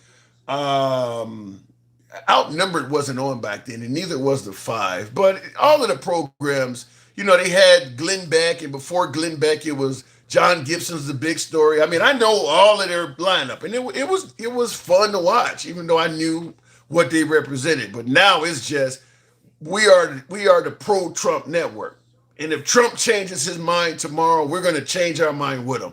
That's not fun to watch anymore. Like you're not standing on principles. Because President Trump is not standing on principles. He's changing his mind constantly, and you guys are just changing your mind with him. Then what the fuck is that? In the comments, I'll show it to you one more time. Thank you. I did see that. Handsome conservative with all the love today. Thank you. Going back to the box, we'll go to Daki. Good evening, Daki. Welcome to the program. And in the comments, I want to make sure I didn't miss anything. Trump is the last president to pass any gun reform. Hold on a second, Docky. That is true. The bump stocks. Docky, whoa. Docky, can you hear me? Yeah, I hear you. Hey, what brings you on? What am I getting wrong today? Handsome conservative with the beautiful president. Thank you. I wouldn't say that you get anything wrong, but I say that you just, it's all in what they call it, how you phrase it. Trump is not doing stuff for America. He's doing things to America. Damn. Give me some examples. What is he doing to? For example, he's doing things like stroking hate, racism. He's robbing the country. I mean, he's not doing anything to benefit the country. That's what people mean. And I mean, when MAGA, I agree with some of the things that MAGA, we want, like, the illegals to be gone. But the people that he's removing out of the country are not illegals. They're grandmas. People been here 30 years. He has changed. No, they're still illegal though. No, you got grandma that's been here for 30 years, but she is still undocumented. She's still here illegally. But she was undocumented, but they were going to their appointments. He removed their legal status. Well, he chose to do that. Unitarily, he did that. Yeah, but think about it. If you're undocumented, you're going to your appointments to try to go from being undocumented to being able to stay here legally. And he just stepped up and said, the method you're taking to stay here, we're no longer going to accept that method. I mean, when you're going to court to try to stay here legally, they can reject you. I mean, when I moved overseas and I was pursuing residency, I knew the whole time. For any reason they want to come up with, they can tell me, no, you can't stay here. But to him, I understand that. But if he done it unbiasedly, I know some Serbians. Yeah. I know some Ukrainians that are here illegally. I don't see none of the people of other colors getting. See, he's attacking certain people. Yeah. That's the problem. He's stroking division, hate, and to be honest with you, most people don't care about the racist thing as much like you said. But many people that's in MAGA, that's what they're holding on to, and they're not being honest. Like you said, MSNBC. They said negative things. When Joe Biden did negative things, they said those things. When Joe Biden was up there talking about the economy doing great, they called it out. No, it's not. He's tone deaf. They said all those things. I mean, they attacked them just like that. But Fox News never attacked Trump on nothing. Yeah, to me, what makes Fox News, because, I know they often criticize CNN and MSNBC as leaning left and you can't trust them. But to me, what makes Fox News even more egregious and even more biased than MSNBC and CNN is the fact that you got a revolving door between Fox News and the Trump administration, meaning that a lot of Fox News personalities have left the network and went right into the Trump administration, or left the Trump administration and went right into the network. They like are literally interchangeable with each other. They getting on Air Force One. You got Sean Hannity at Trump rallies and shit on stage. You got Harris Faulkner at his, like, you guys are all working together as one. MSNBC and CNN are not that close to liberal politicians like that.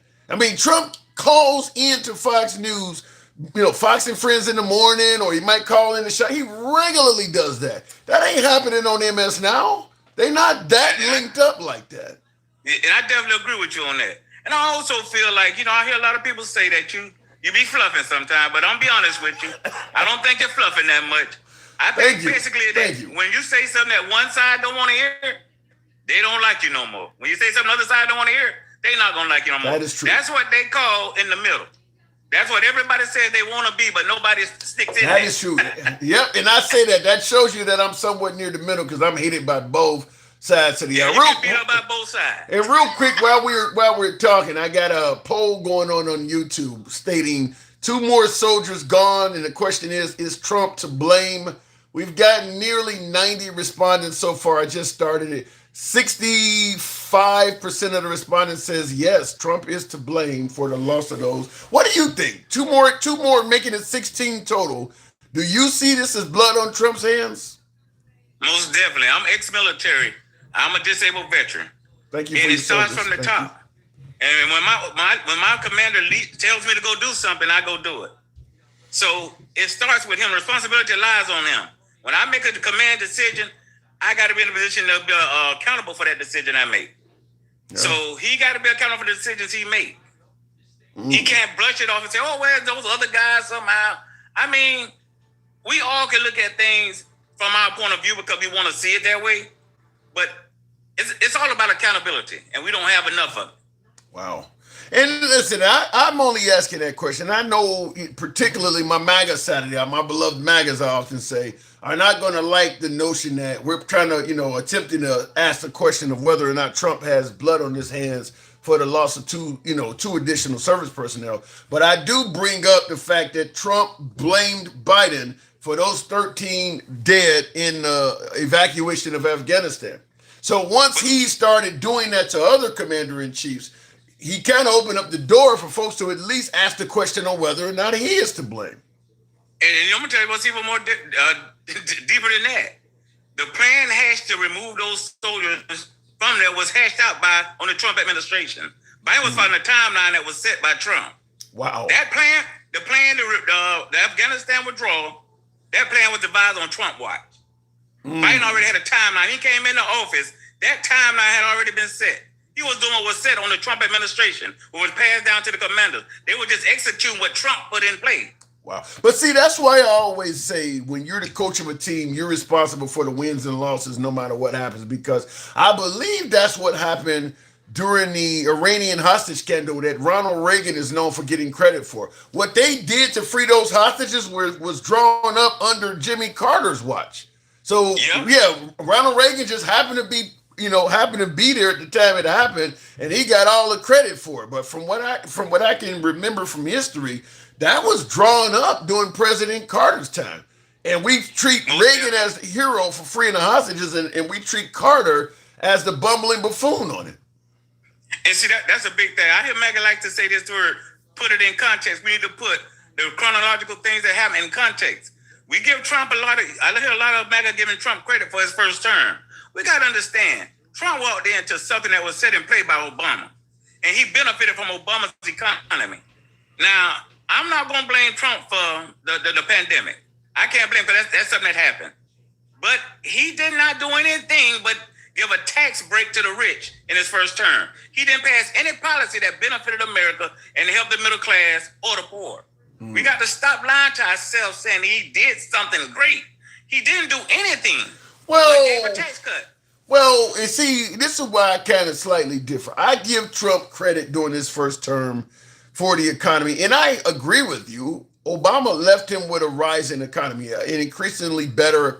The economy was on the rise when Trump took office. However, Trump could have did a host of things like he's done this time to ruin the economy. He didn't do that. So the economy continued to rise under his watch because he didn't do anything to interfere with it rising. And some might even suggest he did things to ensure it continued rising. So I'm giving him credit for that.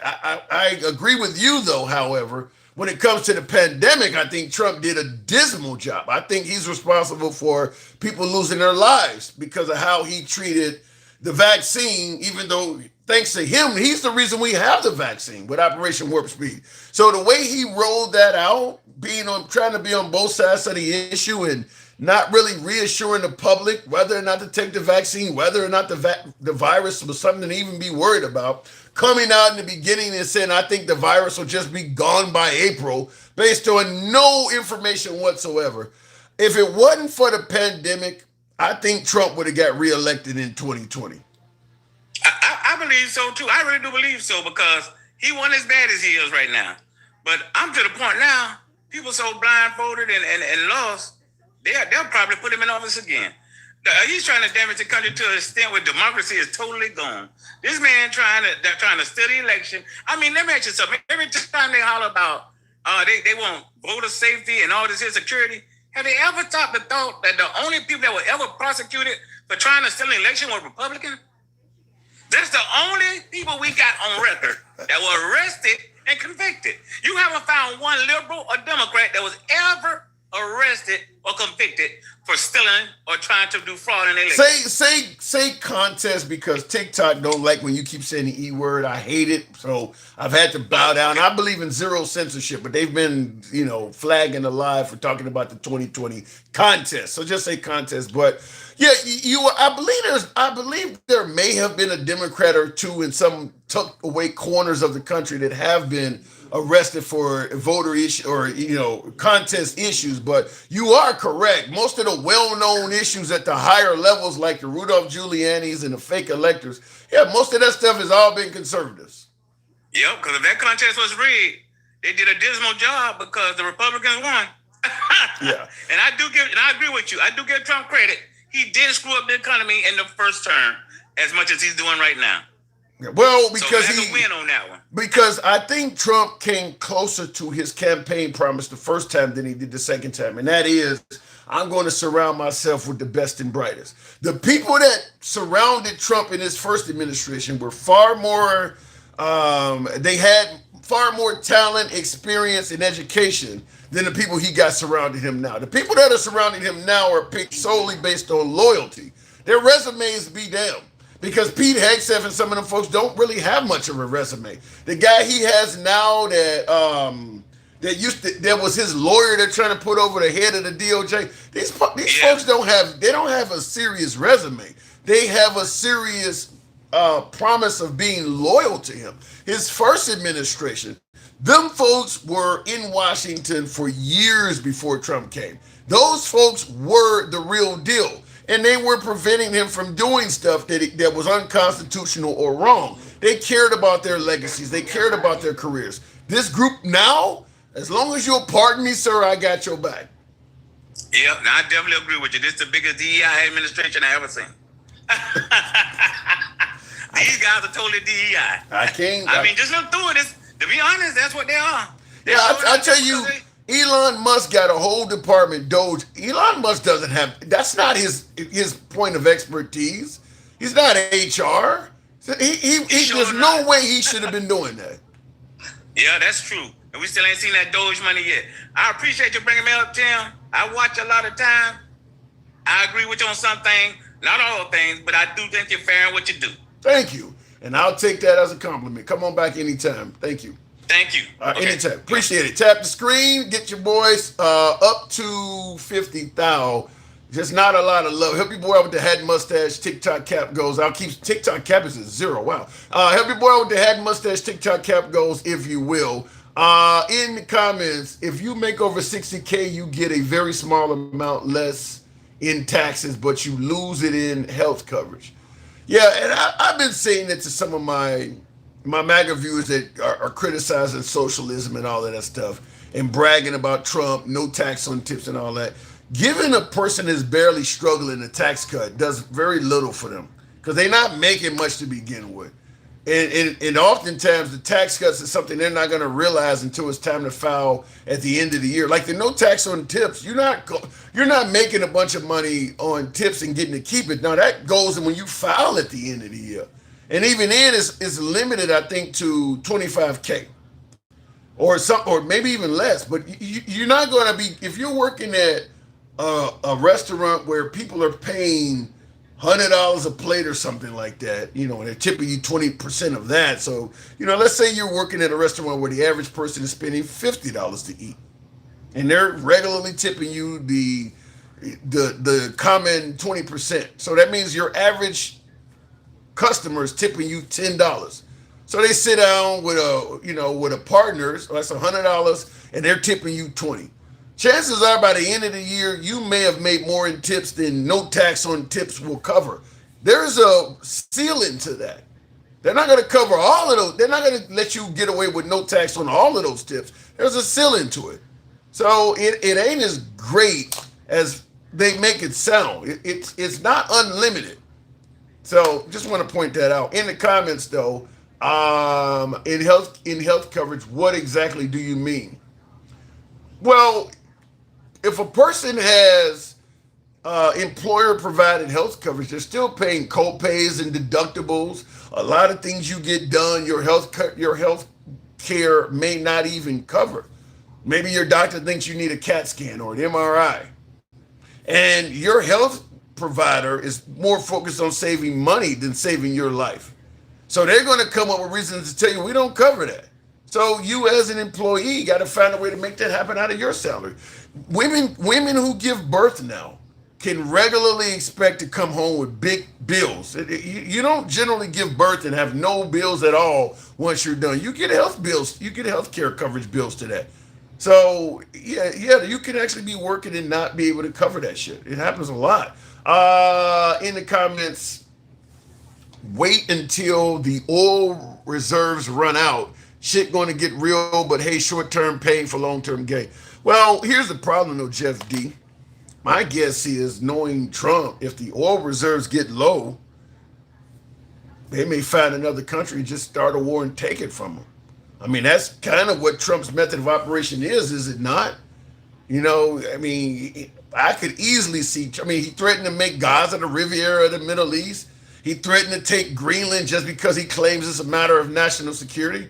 If he's willing to take Greenland for something that Greenland has nothing to do with, he's saying that if Russia or China fires weapons at America, they may fly over Greenland. Therefore, we need to take their country so that we can protect our own. Well, if our oil reserves run low, expect him to threaten to take countries that have oil.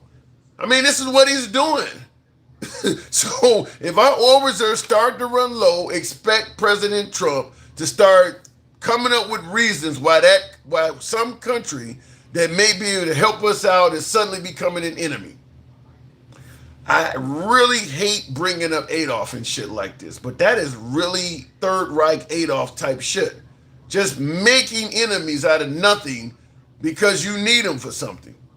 But he clearly is doing that with Greenland.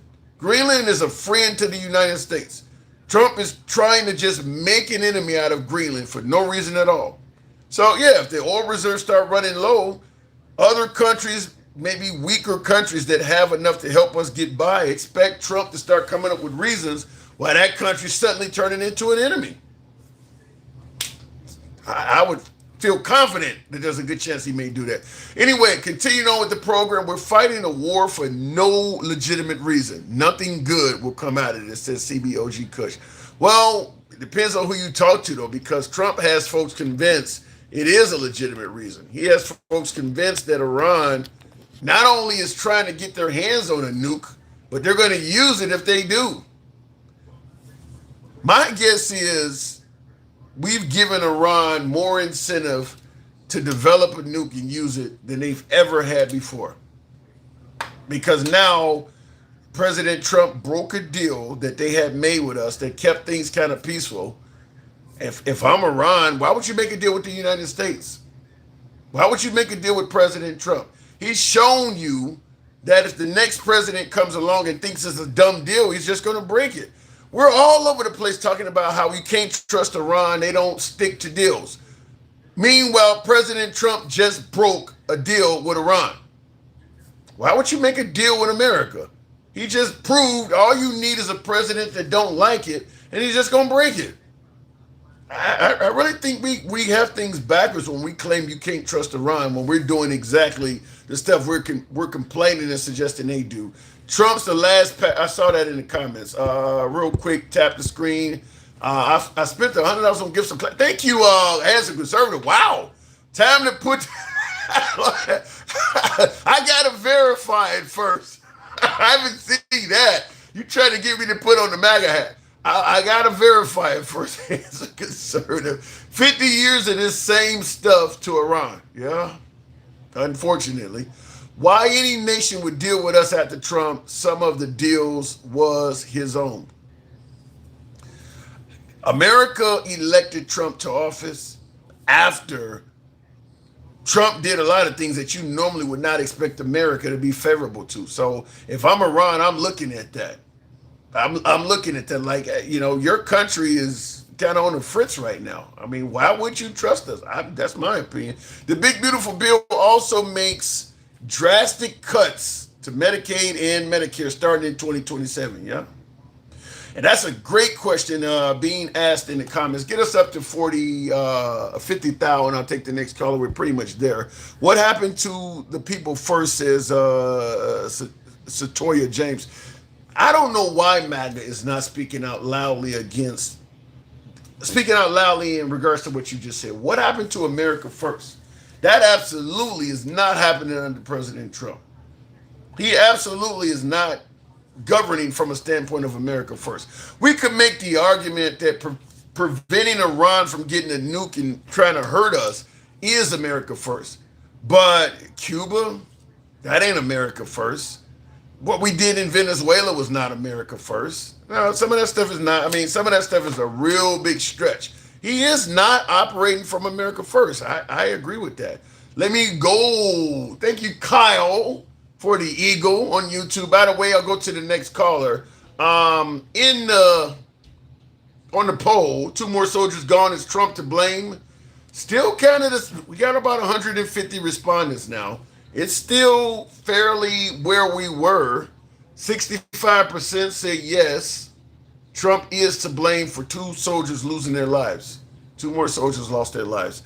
Let me go back to the box with love to Cruz. If Obama was to do what Trump had done, he would have been gone. I think Biden would have been gone too. Love to Cruz. Good evening. Hey, what's going on, man? How you doing? Man, we got 2 more service personnel that done perished. Yeah, I'm well aware of that. Is Gangsta Grandma spamming? She don't normally do that. Do somebody say Gangsta Grandma spamming? No, go ahead. So, do you believe Trump is responsible for those 2 deaths? Yeah, absolutely. When you start a war, excuse me, that didn't need to be started, then everything falls on you. Because guess what? If things had went really good, who's going to take the credit then? Great point. That is a great point. So yeah, he got to take the credit for that. Well, I mean, now MAGA's going to disagree with that somewhat. Well, yeah, their cult leader, of course. Of course they're going to disagree. Anything negative, they're going to disagree with them. Just like, I got to push back on one thing, not trying to get off the subject, but you made mention of the economy. Trump is the luckiest motherfucker there is as far as president. He never had to build the economy, but the economy that he inherited, he messed it up. With Obama, he inherited a good economy, and he messed that up. Biden, the economy is on the rebound, and what has he done? He's messed it up. So it isn't that he does good with the economy. No, he inherited 2 good economies that he has messed up. I kind of wonder. I mean, because he did promise to bring down grocery prices on day one and cut your energy bills in half. And do you think he actually ever meant to do that stuff? No. No, he had dumbasses like you believing he's going to get the club. Why I gotta be the dumbass? No, but I mean, because you look at how he's governing. I mean, he promised to bring rent prices in half. Like, what is he even attempted to do that indicated he was trying to bring down the price of rents in America? He ain't done anything. He even went against the housing bill. Like, you said you were going to bring down rents. I mean, like, I haven't seen anything he's done in 2 years to indicate he's not tried to propose anything. He's not talked about it. He hasn't done anything. Look, he's done nothing for the middle class or the poor people. Now, if you're rich, that's your dude, because that's the only people he take care of is the rich. He doesn't care anything about the middle class. By the time, if he stays the way he's going, by the time the new election comes around, it's going to be two classes, poor and rich. There's going to be no middle class. Do you think the Democrats would change that though? Because the wealth divide was growing, not growing as fast as Trump, but it was growing under the Democrats as well. You know what? I gotta be honest with you. The Democrats getting on my damn nerves. You know, and honestly, I don't think they're fighting like they should fight. The big beautiful bill. You gotta realize some of the Democrats are gonna benefit from that bill also. Yeah. So, do I think that they're fighting the way they should? Absolutely not. Some of the stuff Trump is doing, yeah, they disagree with. But when it comes to money and everything, no. Why I gotta shut up, Grandma? And I see in the comments somebody said, you people need to change topics. Politics ain't the subject for you. Well, help enlighten us, Black Ninja, I think it says. Why don't you help us out? Give us what we're missing out on. Republicans and Democrats are both the same. They don't care about you. I got a viewer that says Republicans and Democrats are both the same. Neither side cares about you. Do you subscribe to that theory? At first I didn't, but I'm starting to. I really am. I'm really starting to. You know, like I say, this is a prime opportunity for the Democrats to show the United States that they care, and it's going to be a change, you know, come November. I don't see where they're making that voice loud. You know, Trump makes it loud. I mean, and you know this motherfucker here. You know, to sit up there and have a address talking about the election is this and that, and you're the winner of it. You know, I mean. Well, but he's not talking about the election he won. He's talking about the contest he lost in 2020. Yeah, well, anyway, it doesn't make any sense to me. You know, if it was rigged in 20, it was rigged last year. I mean, when he got in, there is no difference. Yeah. But you got in, and MAGA falls for it all the time. I don't get that though. Why? Maybe I'll pass it to you. Maybe you can help. I'll just let you say whatever. But why do you think MAGA falls for that? I mean, it's been almost 6 years. If what he said happened, why is it that MAGA requires so little proof? I get there's something here and there that looks suspicious, or it's hard to believe that Biden would have got more folks cast votes than Obama. I get that some things look suspicious, but in terms of solid evidence that what Trump is saying is true, that he by a landslide, nothing has been presented, and MAGA totally believes him. Why is that? I don't have the slightest idea. I guess the only thing I can figure is the lack of intelligence and the cult. That's the only thing I can figure. I mean, all the evidence says opposite of what he's saying.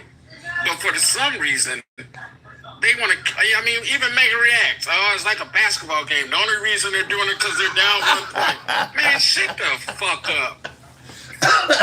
He does say that. Yeah, you know, shut the fuck up.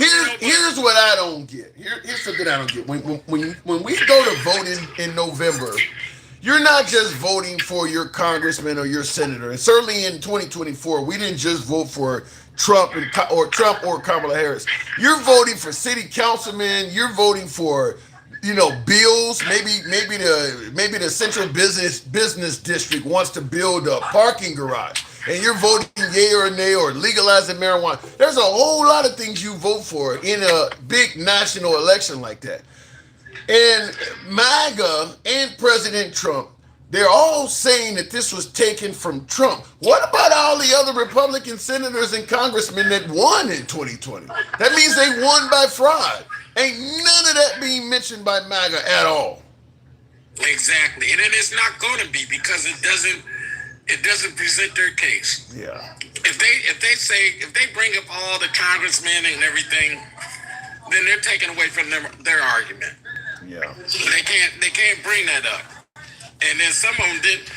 A lot of MAGA, I think, is so stupid. All they vote for is the presidency anyway. Well, no, I would assume that they may vote a straight Republican ticket, but I think everybody that goes to vote, they vote for more than just the person at the top of the ticket. Like we're going to vote for the midterms now. There's going to be all kinds of other legislation and bills and stuff you're voting for. You're not just voting for one person, but they make it sound like only one person strategically had this taken from him, even though all the other thousands of politicians that were involved in it. Yeah, that's true. Like I said, I really don't understand. I can't figure it out for the life. But it's okay. Take it. Fuck it. Kill us, man. We love you. I hope it ain't that bad. Damn. Man, come on. They think the man is Jesus. Well, Come on, man. to some degree, the man himself thinks he's Jesus. He's posted pictures of himself as Jesus. And that man don't think that shit. He'd even take the vows on the Bible. Come on. He already knew he was going to be. How can one man do it? I want to be Trump. I'm jealous. How can one man get that powerful? You don't want to be Trump. Shit, yeah, I do.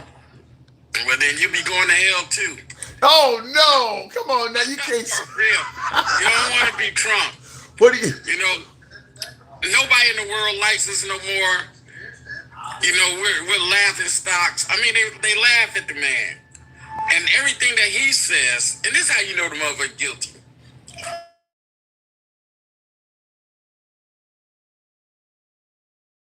Things that he says, the election fraud. I bet my last dollar and yours too that he's the one that has election fraud. What do you mean? He tells on himself indirectly. Oh, you mean he's accusing folks of what he actually is doing himself? Exactly. Yeah. Exactly, man. Everything he says, the Democrats are doing this and that. He's the one, and he tries to point blame at them to cover up himself.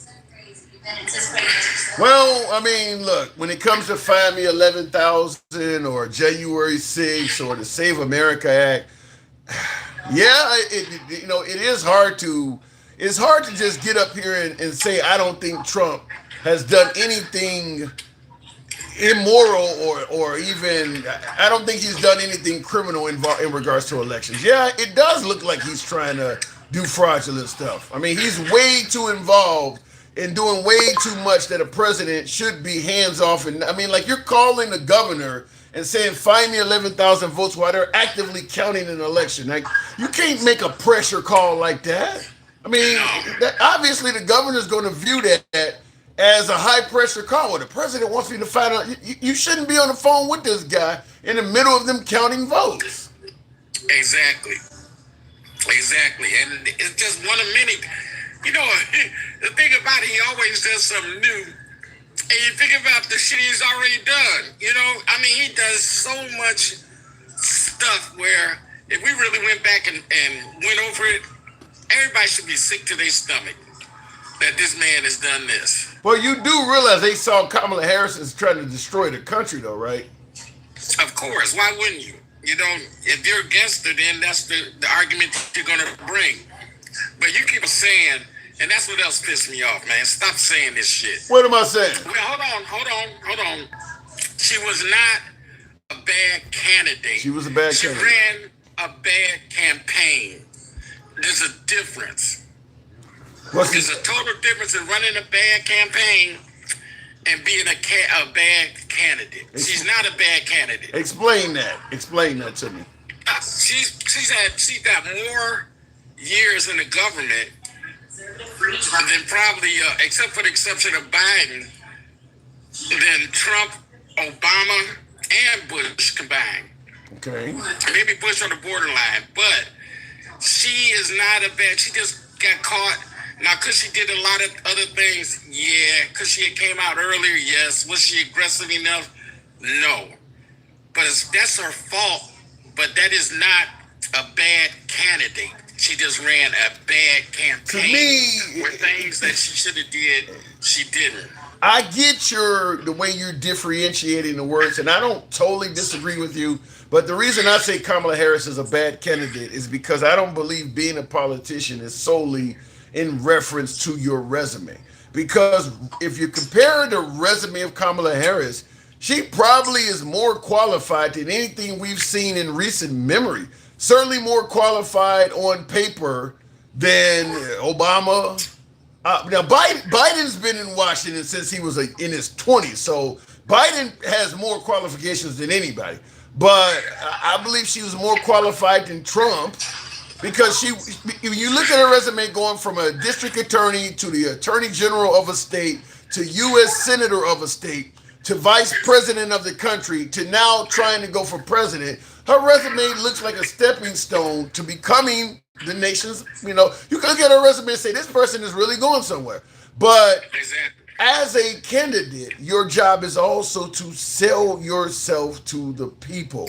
That particular aspect of being a candidate, she was not good in. She was not. I still don't think, even among the minority community, they weren't really keen on Kamala Harris. Remember, she ran for president before 2024, and she didn't even do well in the primaries. Even the African American community was not really keen on Kamala Harris. She didn't sell herself to the people very well. Well, the thing about that is, yes, she ran before, and she didn't sell herself. But there were numerous candidates when she was running, okay, that just sold themselves better. Against Trump, one-on-one, she's the better candidate. She said some things, and I understand, like when she said she wouldn't change nothing from Biden that Biden did. Yeah. Maybe so, but at the time, you're coming in with how many days, 100 days or whatever it was. But come on now, Lady Cruz. How could you not expect it? Even Vivek Ramaswamy, who was riding Trump's coattails, was asked when they were trying to primary Trump, him and Chris Christie and Tim Scott and Ron DeSantis and all them, during that debate, Vivek Ramaswamy was asked, what would you do differently than Trump? Because he's one that had never criticized Trump. He had a decent answer for it. How could Kamala Harris run for president and not be expected to be asked, what are you going to do different from your boss? People going to ask that. Well, you know what? Like I said, she wasn't aggressive. At the debate, she walloped his ass at the debate. Yeah. And that aggression should have carried on to the campaign. But after she walloped his ass in the debate, she didn't keep on with it. She didn't carry that momentum. She slowed down and backed up instead of going more aggressive at him. And if she had him, she probably would have had a better chance of beating him. Well, let me just say what I think most of us probably can agree on. Biden hurt her by not stepping down sooner.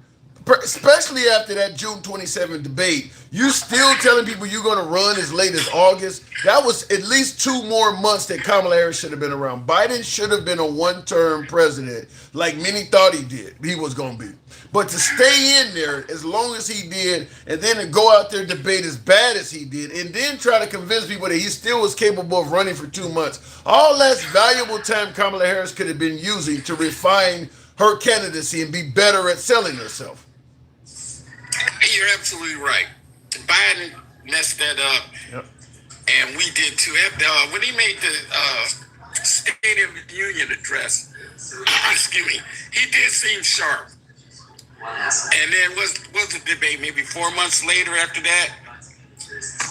In June, All that yeah. got lost right there. And he should have, in between there, I do think he got sick. And probably didn't have no business. Then you don't go out there. That's what I'm about to say.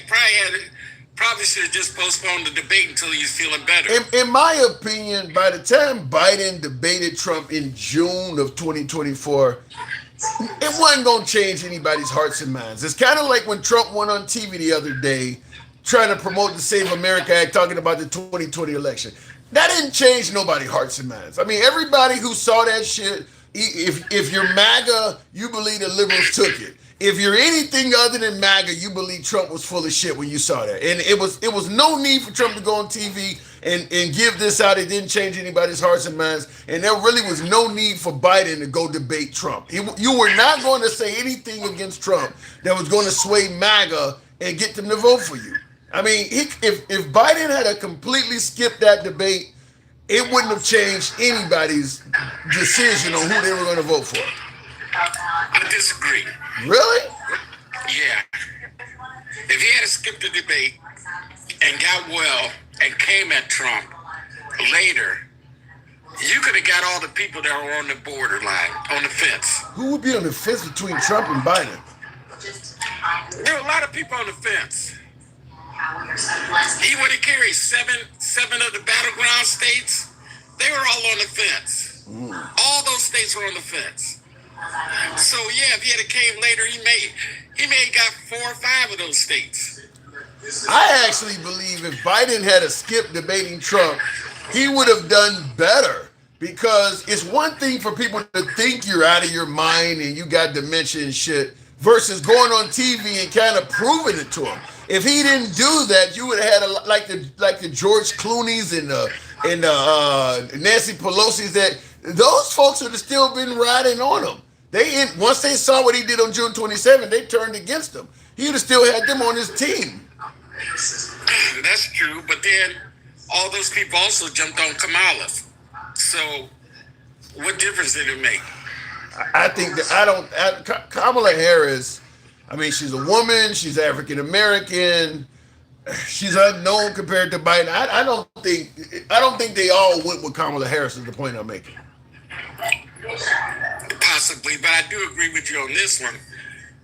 The upcoming election, I think we better have if we're going to win, I think we need to have a white man up there. I agree. I don't think America is ready for a woman, much less a black woman. What about Pete Buttigieg? He's a white man. I can roll with him. He's gay. Yeah, I know. We have to keep that. You gotta realize the person that Trump will be done. I don't think whoever comes in after Trump is gonna be as vulgar. Yeah, but Trump ain't leaving though, Lada Cruz. He's still gonna be campaigning and saying the same shit.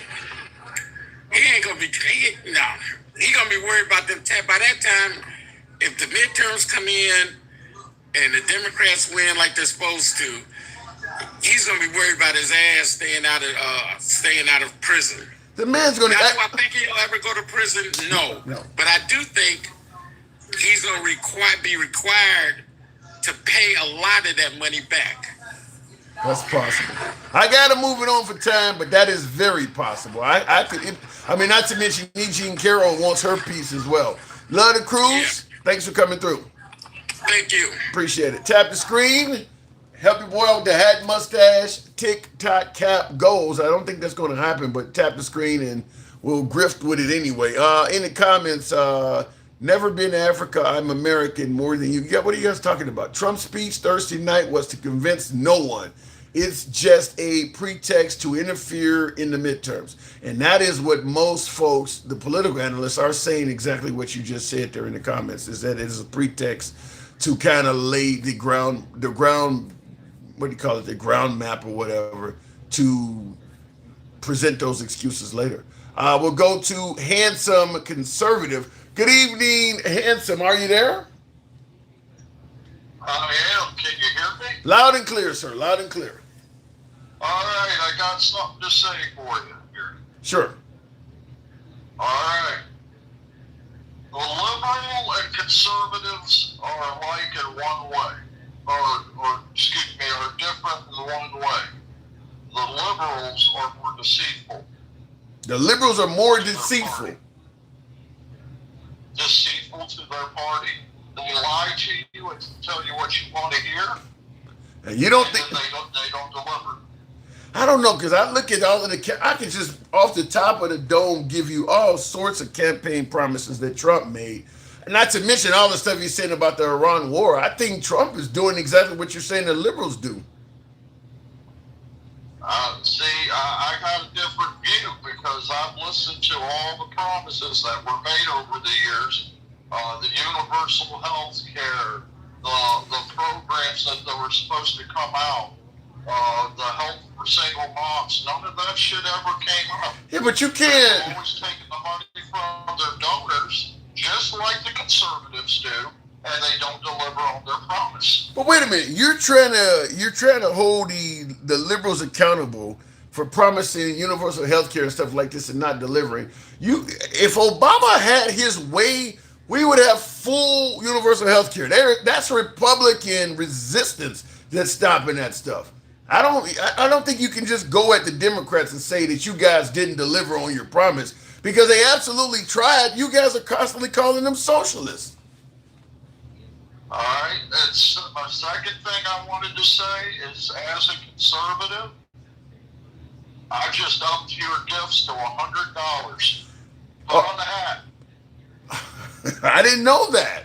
I do appreciate that. I gotta see it. I gotta verify it. You may be talking shit. I have not lied to you, man. $100 I spent. Okay. I want to see a clip with you wearing the hat. All right. Well, after the live, I'll verify anything before we're talking now, because today has been the opposite. You've been the only one doing that, because I mentioned the hat, mustache, TikTok cap goes. Right now, the TikTok cap is sitting at 0. So this has not been a very generous audience at all. So if you've done that, I'll verify it. I gotta verify it. I promise you this, hat or no hat.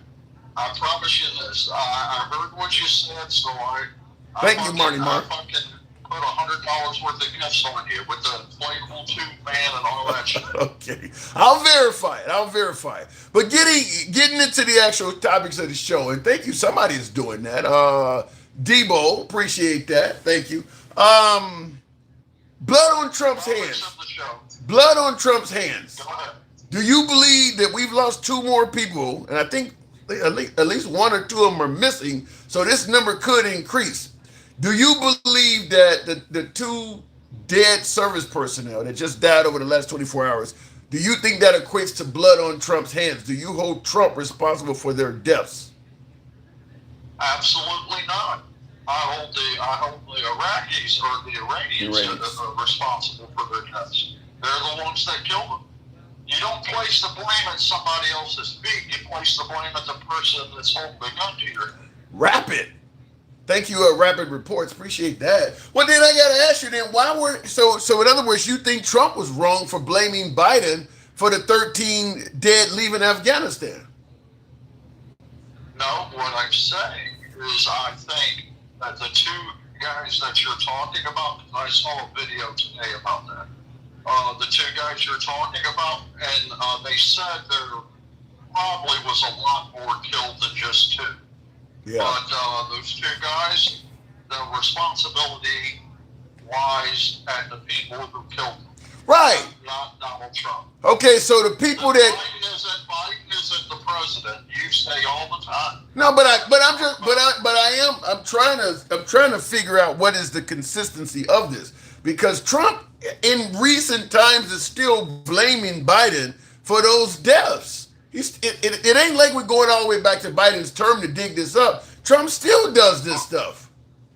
Are you saying Trump is blaming Biden for the 2 deaths that just happened? No. I'm talking about that. No, I'm saying Trump blamed Biden for deaths that happened when Biden was president. Is that accurate? Trump blamed.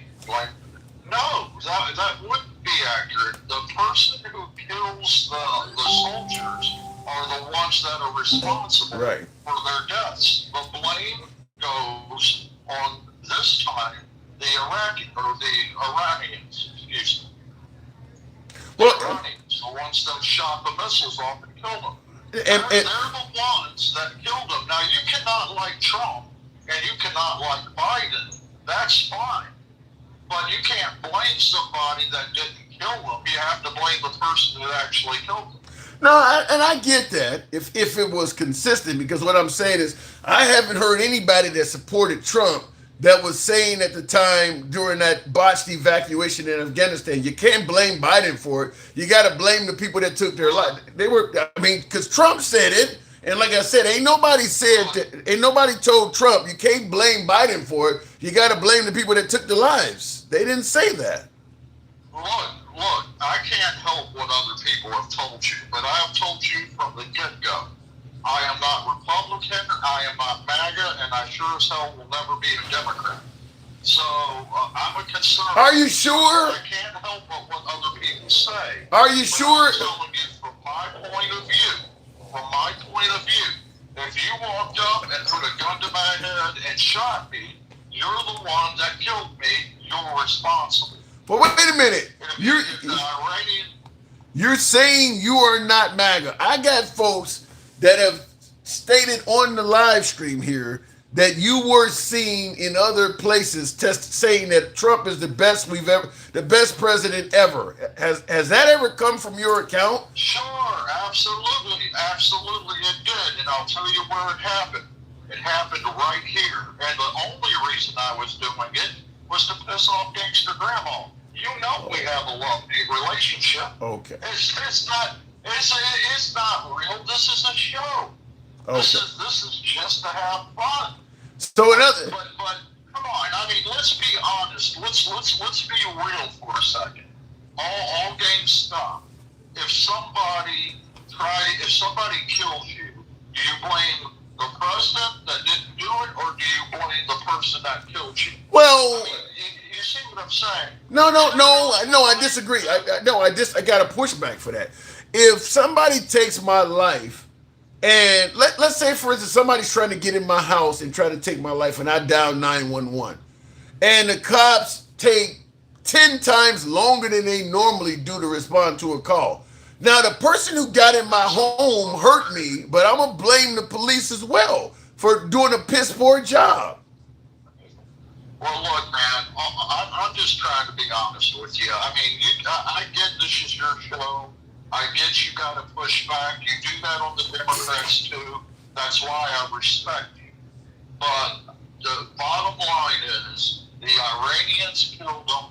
The Iranians are responsible. That's who did you do the crime, you're the one that's responsible. Not no one else. And as far as Biden goes, I don't think he was responsible for the deaths. He didn't kill them. So you don't think right down the field. Right, so that means you don't think Hillary Clinton or Obama was responsible for Benghazi either. Did they kill them? No. Did they kill the soldiers? No. Well, then they're not responsible for their deaths. Okay. All right. I mean, now, you can disagree whether they should have been sent over there or not. That's a completely different topic. If you don't believe they should have been sent over there, I respect that. Right. All I'm saying is they did not kill them. The person that killed them is the person that's responsible. And if anybody else tells you differently, then they're full of shit. Yeah, but they're lying to you. Here's where I think that you're going to get a lot of folks that disagree with you, including yours truly. Is that I don't care. Yeah, I get that. That's why we're having the conversation. But the point I'm making is, if you send me somewhere as a soldier that I don't have a choice whether I want to go or not, and you send me wrongfully into harm's way and something happened to me, yeah, my family is not going to just blame it on the person that took my life, because I wouldn't be there if you didn't send me there. Disagree 100%. Yeah. I respect the soldiers. I don't care if you're a Democrat or a Republican. I have nothing but love for the soldiers. But when you signed up, you agreed to go anywhere you were sent. So you're not being put in harm's way. You agreed to be put in harm's way. There's no such thing as joining the military and getting a free ride. You're going somewhere, and there's going to be a war sooner or later. And if you don't know that when you sign up, you better not sign up. Well, the that's person who killed those guys are the person who is responsible, and that's Iran. some of that is unique to Not the Trump. some of that's unique to the U.S. military because you can sign up to be part of the military in most countries, and you're not guaranteed to be sent to war. We're talking about the U.S. military. That's because we in the U.S. unnecessarily get involved in wars over and over again. That's why you're guaranteed to be in war because we keep doing it unnecessarily. I agree. Some of the wars that we get involved in are unnecessary. However, you signed up and you went over to where you were placed. That's the decision you made. Now, with the other thing, they shot off the missiles. They killed those 2 men. They're responsible. Nothing has changed. But wait a minute. Let me ask you this. Let me ask you this. If a cop agrees to join the police force, and they know being a cop, it can come with violence. That's part of being a cop. And they're dispatched to my home, and I take the life of that cop. Is a cop? Am I not responsible for it? I mean, he knew what he was signing up for. You just said what I said. First of all, if the cop signs up to be a cop and he knows that there could be danger or death in being a cop, that's a choice that he made. You killing that cop for whatever reason, I don't know what the reason is, you're still responsible because you killed the cop. They killed the soldier. It's the same thing. And they signed up for it, but they did get murdered by the opposition, the Iranians. And even Iranians killed them. And even if they are wrongfully sent into harm's way, the person who wrongfully did it takes no blame because they knew it could happen. How are you wrongfully sent? You signed up for the military. When you sign up for the military, you go where you are told to go. Right. You do what you are told to do. Okay, but the military. So you're telling me you cannot do anything wrong with them. If you're in control of the military, you can't make any wrong decisions. You can't send them anywhere they shouldn't be. They're only sent where they should be. We are at war. No, they're not. With Iran. We were not at war with. We were not. No. No. We are responsible to be there. You're right. We were not at war with Iran. We started a war with Iran. They were not at war with us. We started a war with them. But we are at war with Iran. So whether they started it or we started it isn't the issue. The issue is we started the war. They signed up for the military, and Iran killed them. That is what happened. That is the fact. So you don't have to like it, but you can't deny it. So based on what you're saying, if Adolf Hitler makes up a bullshit reason to go and attack Poland, and Poland strikes some of the soldiers in self-defense, you're blaming Poland. You're not blaming Hitler for wrongfully doing that. Let me ask you a question. You didn't answer that question. Is Hitler in charge of the military? Yes. And if Hitler is in charge of the military, did the soldiers agree to sign up and go into the military? Yes, they did sign up. If they did, then they are not wrongfully where they're supposed to be. They're at where their president told them to be. They're following the orders. That's of their crazy. President.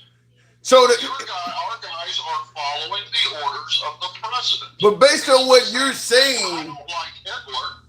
Yeah, but based on what you're saying is if as long as you sign up to join the military, the president or whoever controls the military, there is no such thing as them sending you to a place that you shouldn't be. Anywhere they send you, hey. That's right. That's crazy. That's right. But it's true, Tim. Come on, man. No, it's not. You signed up for the... Look, I love Mike. God rest his soul. I love my stepfather, Curtis. He signed up for the military. He not one time did he ever say, no, sir, I'm not going to go there. I don't agree with the president. I don't believe I should be put in harm's way. He signed up for the military. He did his duty like a soldier, and he came home alive. Now, these guys didn't come home alive because they were murdered by the enemy that we are at war with. And all of that is facts. Mic drop. Yeah. Now you can pick that microphone back up because according to you, the Ukrainians are responsible for any Russian that dies. Putin gets no blame at all because, hey, they signed up for the military. I mean, you're wrong for sending them into the Ukraine. You're making it sound like anybody that dispatches the military, well, because they agreed to join, there's no such thing as you sent them to the wrong place. Hey, they knew they could be at war when they joined. The Ukrainians signed up for the military to defend their country. That ain't what I'm talking about.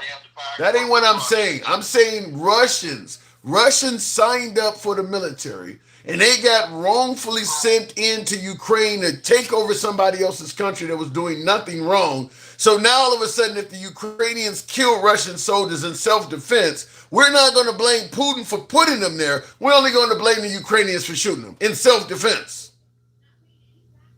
I'm not blaming the Ukrainians for defending their land. They didn't invade. Who do you blame for their deaths? If Russia invades the Ukrainians wrongfully, and some of the Russian soldiers get killed in that wrongful invasion, who do you blame for their deaths? I would blame the person who killed them. If the person if the Iranians killed the Russians, yes, the Russians were invading their land and they had the authority to kill them. That's crazy. But at the same time, the Iranians are they're trying to take their country back.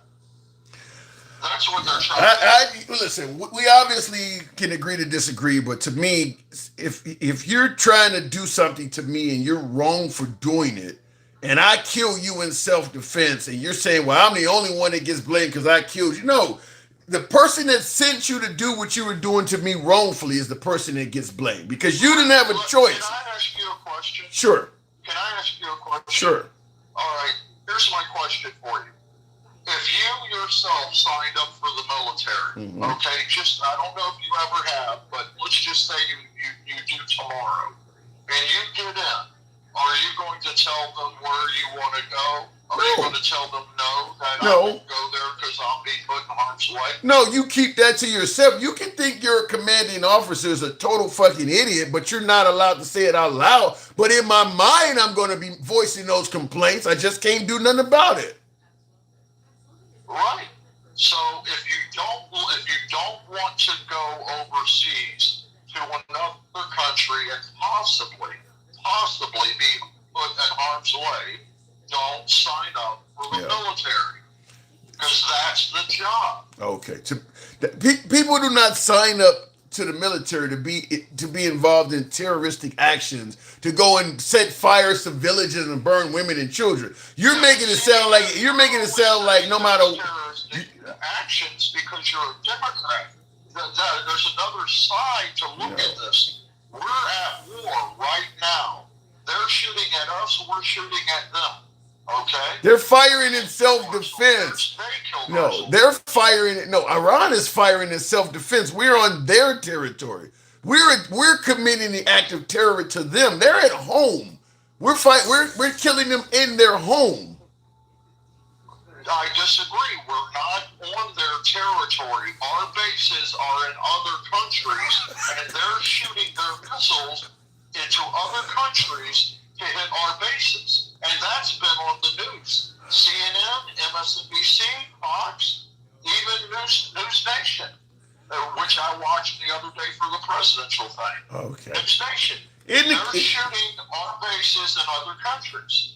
Wow. In the comments, Denkel says the blame goes to the president who did not defend his people after attacking a country we knew would respond by attacking our assets. You're talking about those assets. When you're talking about Bahrain and Jordan and those surrounding countries, if you take a jet and you take off a bomber, you take off from Bahrain with full intentions of dropping bombs on Tehran, and then you go and land back in Bahrain after dropping those bombs. What are you saying? It's wrong to bomb Bahrain where that jet is at?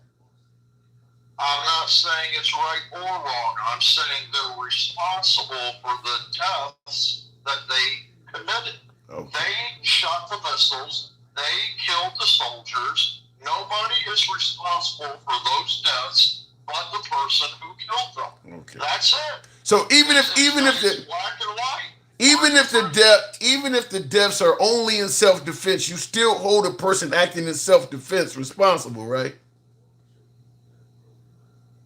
If you murder somebody, if you shoot them, kill them, hit them with a missile, you are responsible for their death. Whether the courts decide that you are in the right or the wrong is a whole different subject. Okay. You killed that person. You are responsible. Okay. We'll agree to disagree. I gotta move it on. We'll see let's see, maybe history will judge things the way you're saying. I doubt it, but we'll agree to disagree. Thank you for the support. All right, hey, I'm going to leave, support your local liberal, and put on that hat. We'll be talking soon. Handsome Conservative, thank you for coming through. All right, folks, tap the screen in the comments. What does that say? The caller is doing Trump's apologetic. He knows all he's saying is stupid. I hope you sissies have a fantastic day. Says don't recommend. Why are we being referred to as sissies? Let me know in the comments. I don't know why that's being said. Going back to the box. Guy like this is the reason why we don't. Hold on, hang on. Guy like this is the reason why we don't got good to defense laws in this country. I think I kind of get what you're saying. Democrats want Iran to win. They hate America. Yikes. Do you hate America, Gangsta Grandma? Do I what? Do you hate America? I hate you right now, yes. You had me holding for 2 fucking hours. I didn't So know. tell me why before I go off on your black ass, I go off with the other black ass that was in on your thing and the white boy. Let me go on. It cost me over $1,000 to stay at a hotel downtown. You know that? I know. Fairmont. I know it ain't. Bavaria. I know it ain't Damn. cheap. You're downtown. It ain't Wait, hold on. cheap. Look, there's a lot of places to stay in Chicago that are not downtown. You picked the most premium area. Well, yeah, I'm a premium woman. Well, yeah. then shut the fuck up and pay the money then. Well, I didn't put some rappers on me, bitch. Damn what? You could have stayed near the airport. I got us a room. Okay. Because we'll go live in a room. All Go right. live. We'll talk about And we'll talk got about a it. table. All right, and we wait. got a couch. Don't. All right. So getting involved in We're it. gonna go live together. Okay. All right, we'll talk. We'll talk outside of the show. Anyway, I see. Oh, you have to add me. Okay. Let's get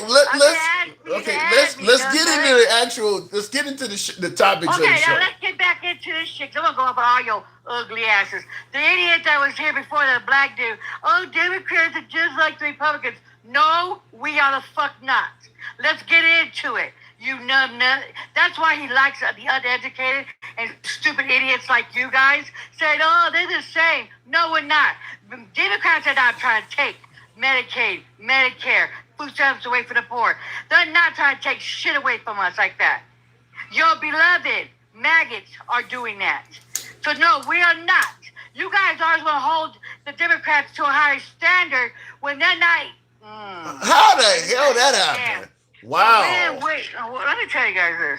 When we are not in power, they really can't do a lot. They can't. But they did stop to say that. You guys want them to do everything, but we don't have no power. So go get your fucking life, Negro. Then you have another guy.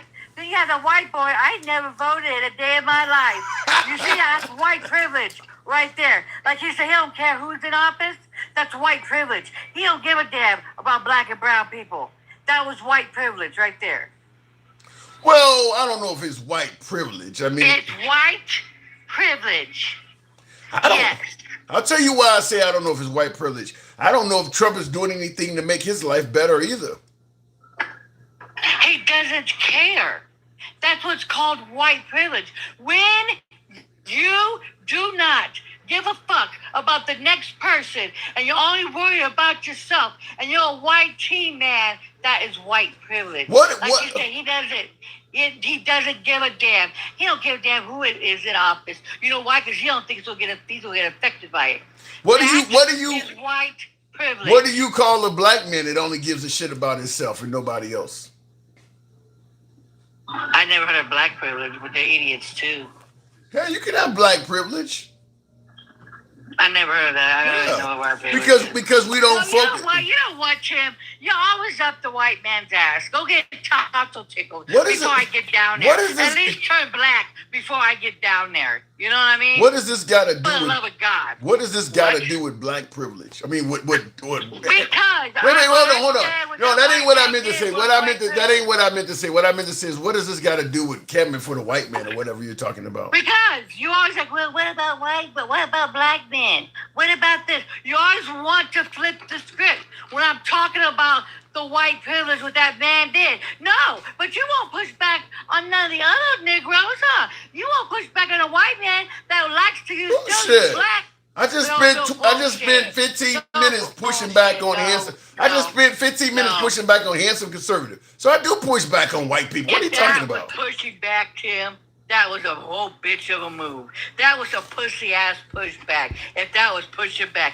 See, that's why we're gonna go live next month in my room, and we're gonna see what pushing back is. Cause I'm the devil. You gonna be the what is it called? Did you say pushing back or throwing it back? What? I didn't say throw it back. wait, what listen. What are you talking about? I said push it back. I'm just making. I'm just making sure I can hear. Listen, I'm getting old. Did you not say you're old? I'm getting old. I'm hard of hearing. I'm hard of hearing. I'm hard of hearing. You won't be able with me. I just want to make sure I can hear it. You can't handle me, honey. I advise you, if you need Viagra, you better get it. Because, honey, boo, you can't fuck with me like that. You might have a heart attack. Because, honey, I'm the shit, okay? I'm young, baby. I'm not old like you say you is. That's bad, Tim. Do you want me to go Mr. Marcus and keep the MAGA hat on the whole time? God. Keep the MAGA hat on like Mr. Marcus? What? I'll bring that to my room. For real, Tim. I'm just asking. Have that going live together, okay? Because I will not touch it. You are funny. But I'm just saying, Tim, stop saying it's a black people. You know what? Actually, if you really want to get technical, a lot of black women and black men voted for her, and they wasn't voting for themselves. They was voting for other people. See, black people, we do vote for other people. We think about other people. We're not like the white T-man that only votes for themselves. No, that's wrong to say only black. Hold on. When white, there's a lot of white people with no kids voting to protect the sanctity of life. They're beyond their childbearing years. There are a lot of white. Oh no, there's more. There is more. There's a lot of white folks that don't want gender reassignment for children, and they're beyond having kids. They're voting for the. There are white people that are voting for other people. They're so worried about gender affirming care, but you know what they're going to do if they take away whatever that affirming care is? They're going to take away my boob jobs. They're going to take away my tummy tucks. Okay? They're going to take away shit from fucking females. No kids, no trans kids could get gender-affirming care until they're 18. See, that was a fucking lie what they was trying to tell people. They do not do that. My son is a trans son. He came out at 3 and 4. He never got no gender-affirming care until he was 18. You nuts. Well. Then he got gender-affirming care. When he was 18. But you're going to take it from us, though, right, guys? That's what they're going to do, though. I'm just simply saying white people do vote because they care about other Americans, too. Hold on. Let me tell you something, bitch. If I had no teeth, Tim would have his soul taken.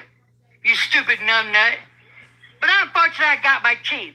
You're worried about the wrong shit. And you better be worried about if he comes back, if he fucks with me. Shit. What the fuck? These motherfuckers, oh, shit, got no teeth. It's called speech impairment. And what? And if I had none, Tim will be getting some heads pretty soon. And then he'll be saying, oh my God. What? We're talking politics, right? Yeah, I've been accused of fucking you anyways. Why not? We're talking in the comments. Who is this? Somebody. What the hell just happened? I wanted to read a comment and the damn thing just froze.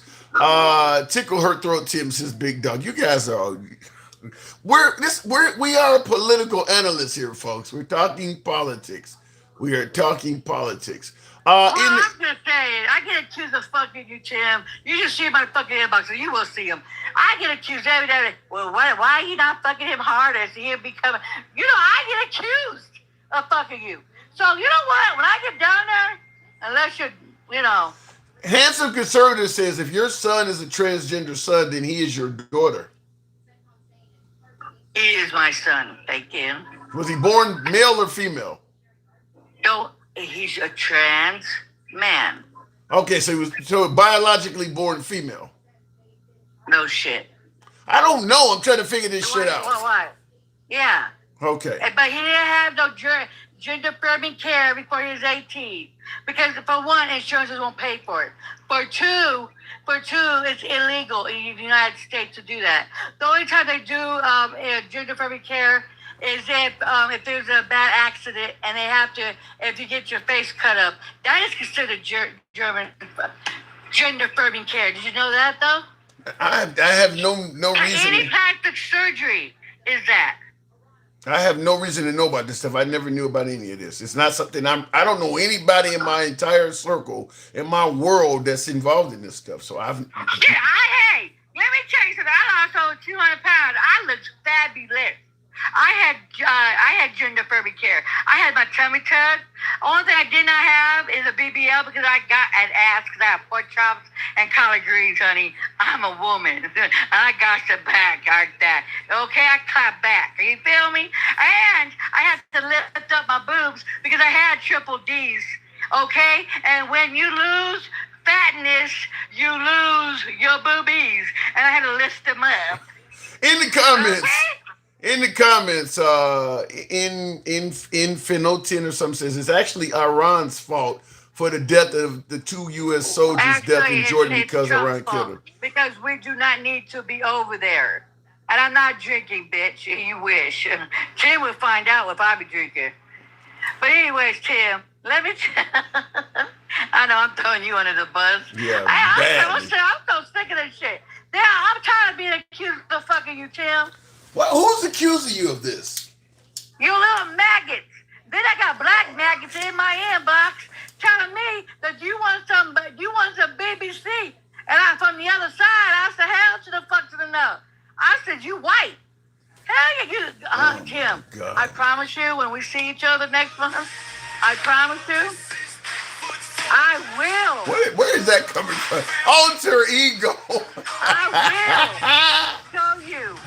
I will show you the shit I be going through in my inbox. It's funny as hell, Tim. It's funny as hell. My God, I don't even know what to say. I'm speechless. I am fucking At speechless. the end of the day, Tim. At the end of the day, Tim.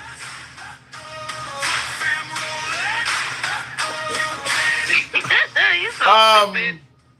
Handsome Conservative says, tell us more about your double D's. Double D's? Yeah. I don't have double D's. I have triple D's. Really? Yeah. Okay, I didn't know. I got triple D's. I got Alter triple D's. ego. But I had to lift them up. That's what I said. Alter ego is being his own DJ. In honor of my shirt, DJ Rogers. At the end of the day, Tim, at the end of the day,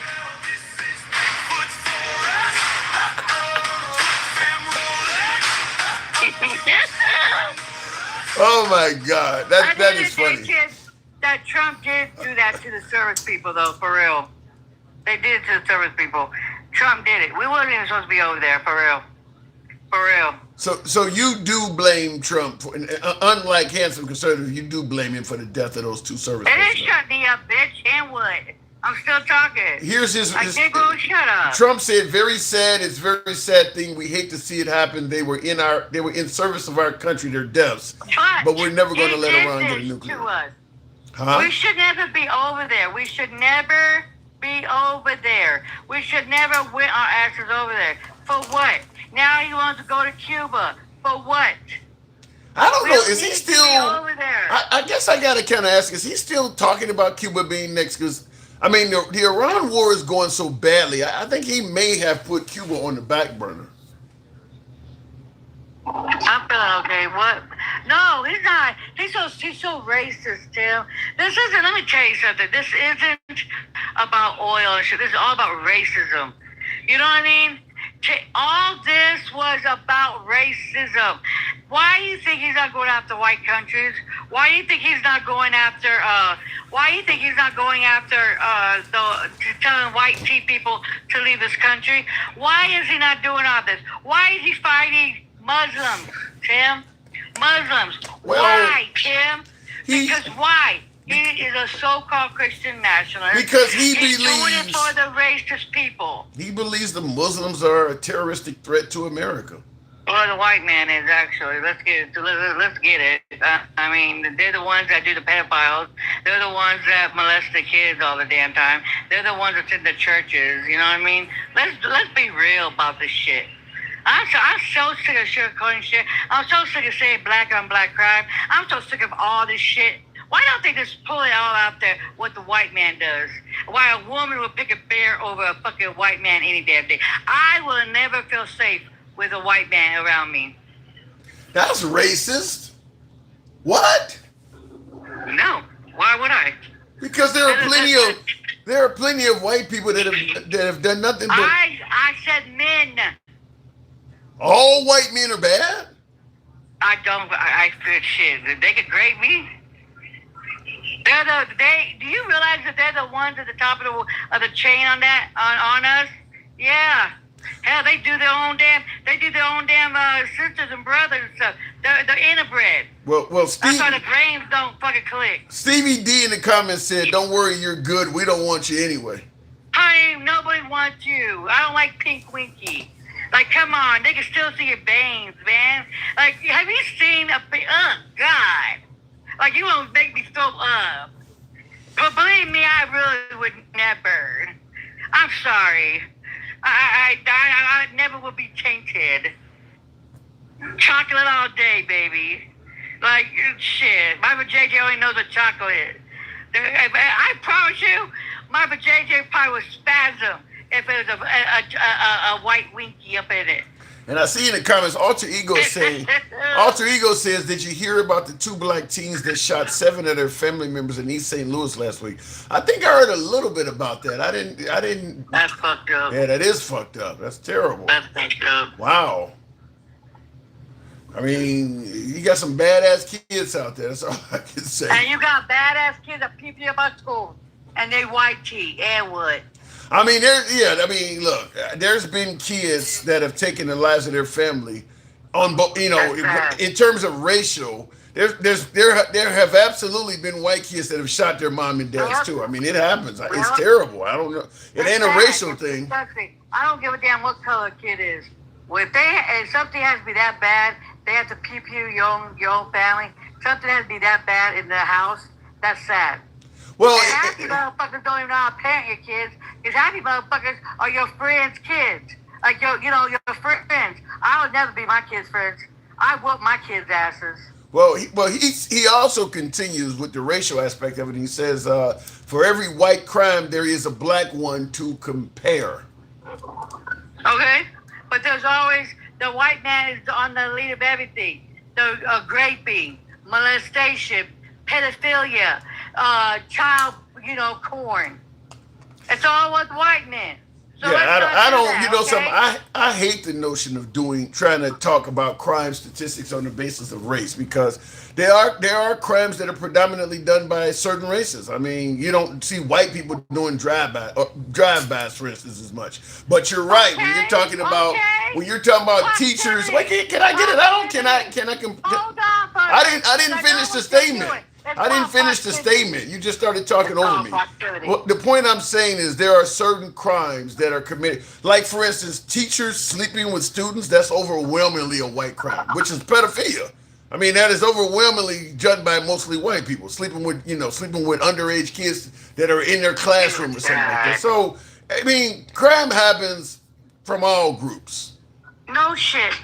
But I don't give a damn about that, you know.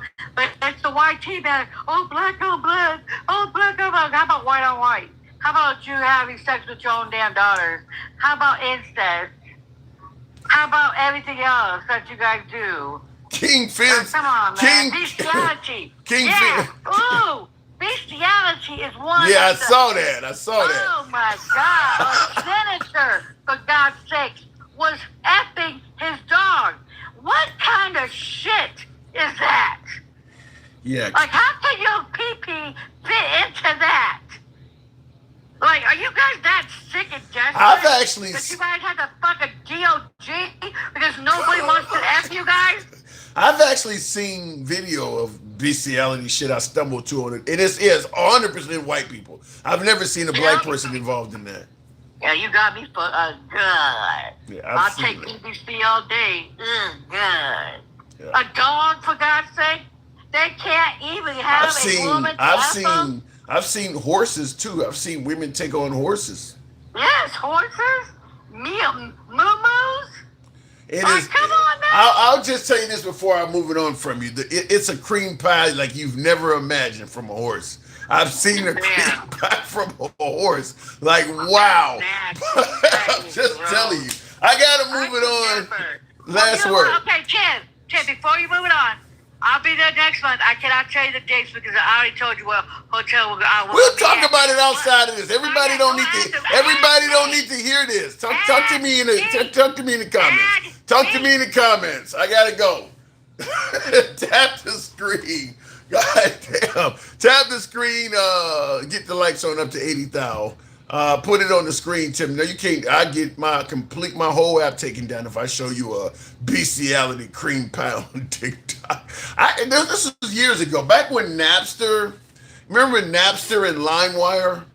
Where you could go on Napster and download, free music and movies. That's where I used to download, shit from Napster, download movies and stuff. And you think you're downloading Crimson Tide or Scarface, and it's actually somebody don't put something in its place and named it that. When you were on Napster or LimeWire downloading free stuff, you really didn't know what you were downloading because there was a lot of viruses going on back then. I took out computers like that. But yeah, I've downloaded shit and caught that kind of stuff going on. And I've seen German Shepherds, go doggy, literally doggy with a blonde.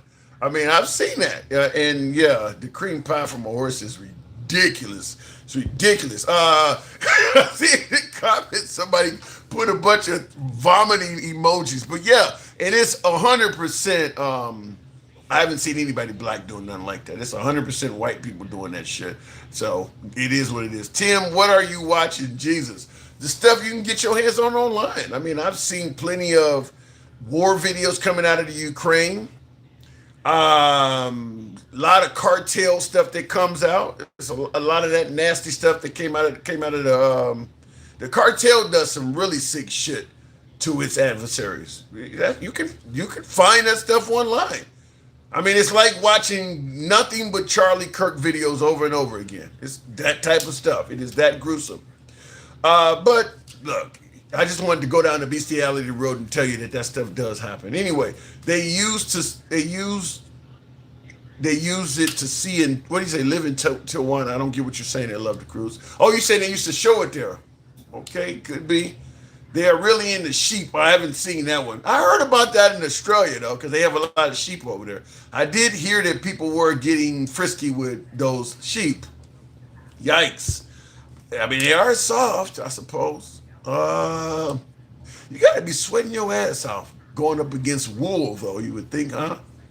Man, can you imagine making out with a chick and she's wearing nothing but a wool sweater and shit?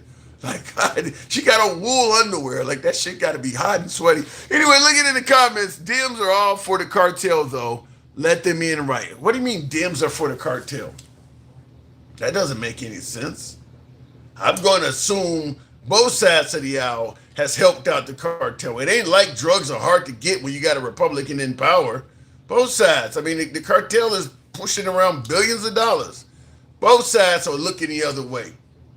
I'm certain there's plenty of Republicans that don't made a ton of money off the drug trade and the cartel.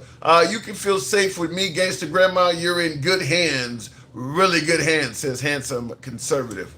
Country, what does that say? Countries pleading Trump to help them. What country is pleading for Trump to help them? I'd be curious to know. Gangsta Grandma has a dog. I heard him bark before. What are you trying to indicate, big dog? Yes, Gangsta Grandma does have a dog. I've heard it barking before behind her as well. But what are you trying to say? I'm curious. What are you trying to indicate? Wow, that's crazy that you even brought that up. That border's locked up right now. Yeah, Trump has done a really good job on Tony Rivera on the border. I agree with that. Everything Trump has done isn't bad. I just think there's more. I think that the good is outweighed by the bad. But there is some good if you want the border secure, which I don't see any problem with, requiring that a sovereign country have a secure border. I'm 100% behind that. I'm not totally behind the way he did it, though. And I don't think going around the country putting ICE in U.S. cities and deporting people from courtrooms and shit, I don't think that's got anything to do with securing the border. Some of that stuff is hate. It's just straight up hate. This person has been over here. They're trying to legally stay the right way, and you're in a courtroom deporting them? That ain't a rapist or a murderer. That ain't somebody that's poisoning the blood of the country or any of that stuff. That's just somebody you don't like because of the way they look. So some of it is hate. I'm not going to pretend like it's not. If Trump had to deal what he promised, I would be giving him higher accolades. If he just got rid of rapists and murderers, closed off the border and forced people to come here the right way, I don't see any problem with that at all. But he has eliminated a whole lot of quote unquote right ways to get in the country. So it ain't about just come here the right way. No, he's made it almost impossible for many people to come here anyway, right or wrong. He's banned whole continents. I think he banned third world countries from coming here. Tried to get a complete ban on all Muslims. So you banning a whole religion. There is no right way when you do that. So yeah, he went above and beyond in my opinion. And I think some of it, it does have to do with, I just don't like those people. Go figure. Trump is the best. He's keeping the Islamic dangerous virus away and out of this country. I'm not aware of what Islamic virus you're talking. I don't know. The border, boring, says King Fan. MAGA really believed that immigrants were coming here to poison the blood of the nation, rape and murder everybody. So for MAGA, listen, Trump uses a word you hear often, and it works well with MAGA. That word being invasion. You know what an invasion is. You think of D-Day. You think of Normandy. We were invaded by immigrants. He's saying that Democrats now are invading us with communists. He even said the Canadian wildfires, the smoke is invading New York and Chicago and in cities on the East Coast. He uses that word a lot. It works. That's what he said. You're invading stuff. And it draws up some of the most negative images. But it works. We were invaded by immigrants. The Democrats the country is not being invaded by communism. That sounds like some shit we talked about during the Cold War.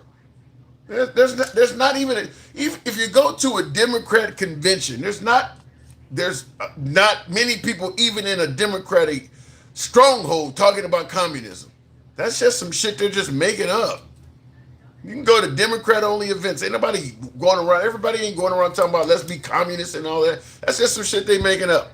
Anyhow, it's pretty smoky out there. Yeah, I get that. Before we wrap it up, I do want to play this clip because in regards to what Trump said, I mentioned this, played this earlier. Some of you folks are new here, but I think this really pertains to it, and it makes a lot of sense. This is the Canadian Premier of Ontario. And by the way, follow the program if you're watching us on Instagram, TikTok, Substack, or Clapper. Give your boy a sub if you're watching on YouTube. We'll be here tomorrow as well. Thank you. Twisted Sonic.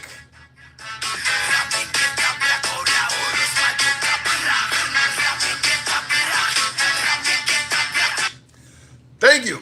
Listen to this. I find it a shame the administration in the U.S. and Congress people writing these letters and blaming us and so on and so forth. They have a very short memory. We had the water bombers, everyone ready, going over to California. It was last year. We sent down hydro linemen down to the Carolinas and Georgia to help out. That's what neighbors do, right? You don't get on and start threatening and criticizing, because guess what? One day it's going to be your turn, and we're going to be down there without hesitation to support our neighbors. The total number of... And that's a good point. That's the Premier of Ontario. What he's saying is, instead of threatening to punish Canada for the smoke coming from the wildfire, keep in mind when California was having its wildfires, we sent aircraft down there to scoop up water and dump on the fire and all that. We were right there helping our neighbors out. It doesn't help anybody that automatically jump to threatening Canada. But we're talking about Trump, and that's how Trump, art of the deal, my ass. That's what Trump does, is Trump gets what he wants by threatening. That's what he's done ever since coming down the golden escalator. You can't think of many great deals that Trump has made. Most of the successes that are perceived that Trump is having is because he threatened somebody. He's not making deals. He's telling you, do what I say or I'll kill you. That's not a deal maker. That's a bully. So it is what it is. Follow the program. I'll catch you guys mañana. I appreciate you tuning in as always. 78,000. I didn't get over the 100,000 hump, but we got close enough. Thank you, folks. It's your boy Tim, the Handsome Liberal. I'll see you guys tomorrow. Thank you. And I'm out. You guys on YouTube, appreciate the support.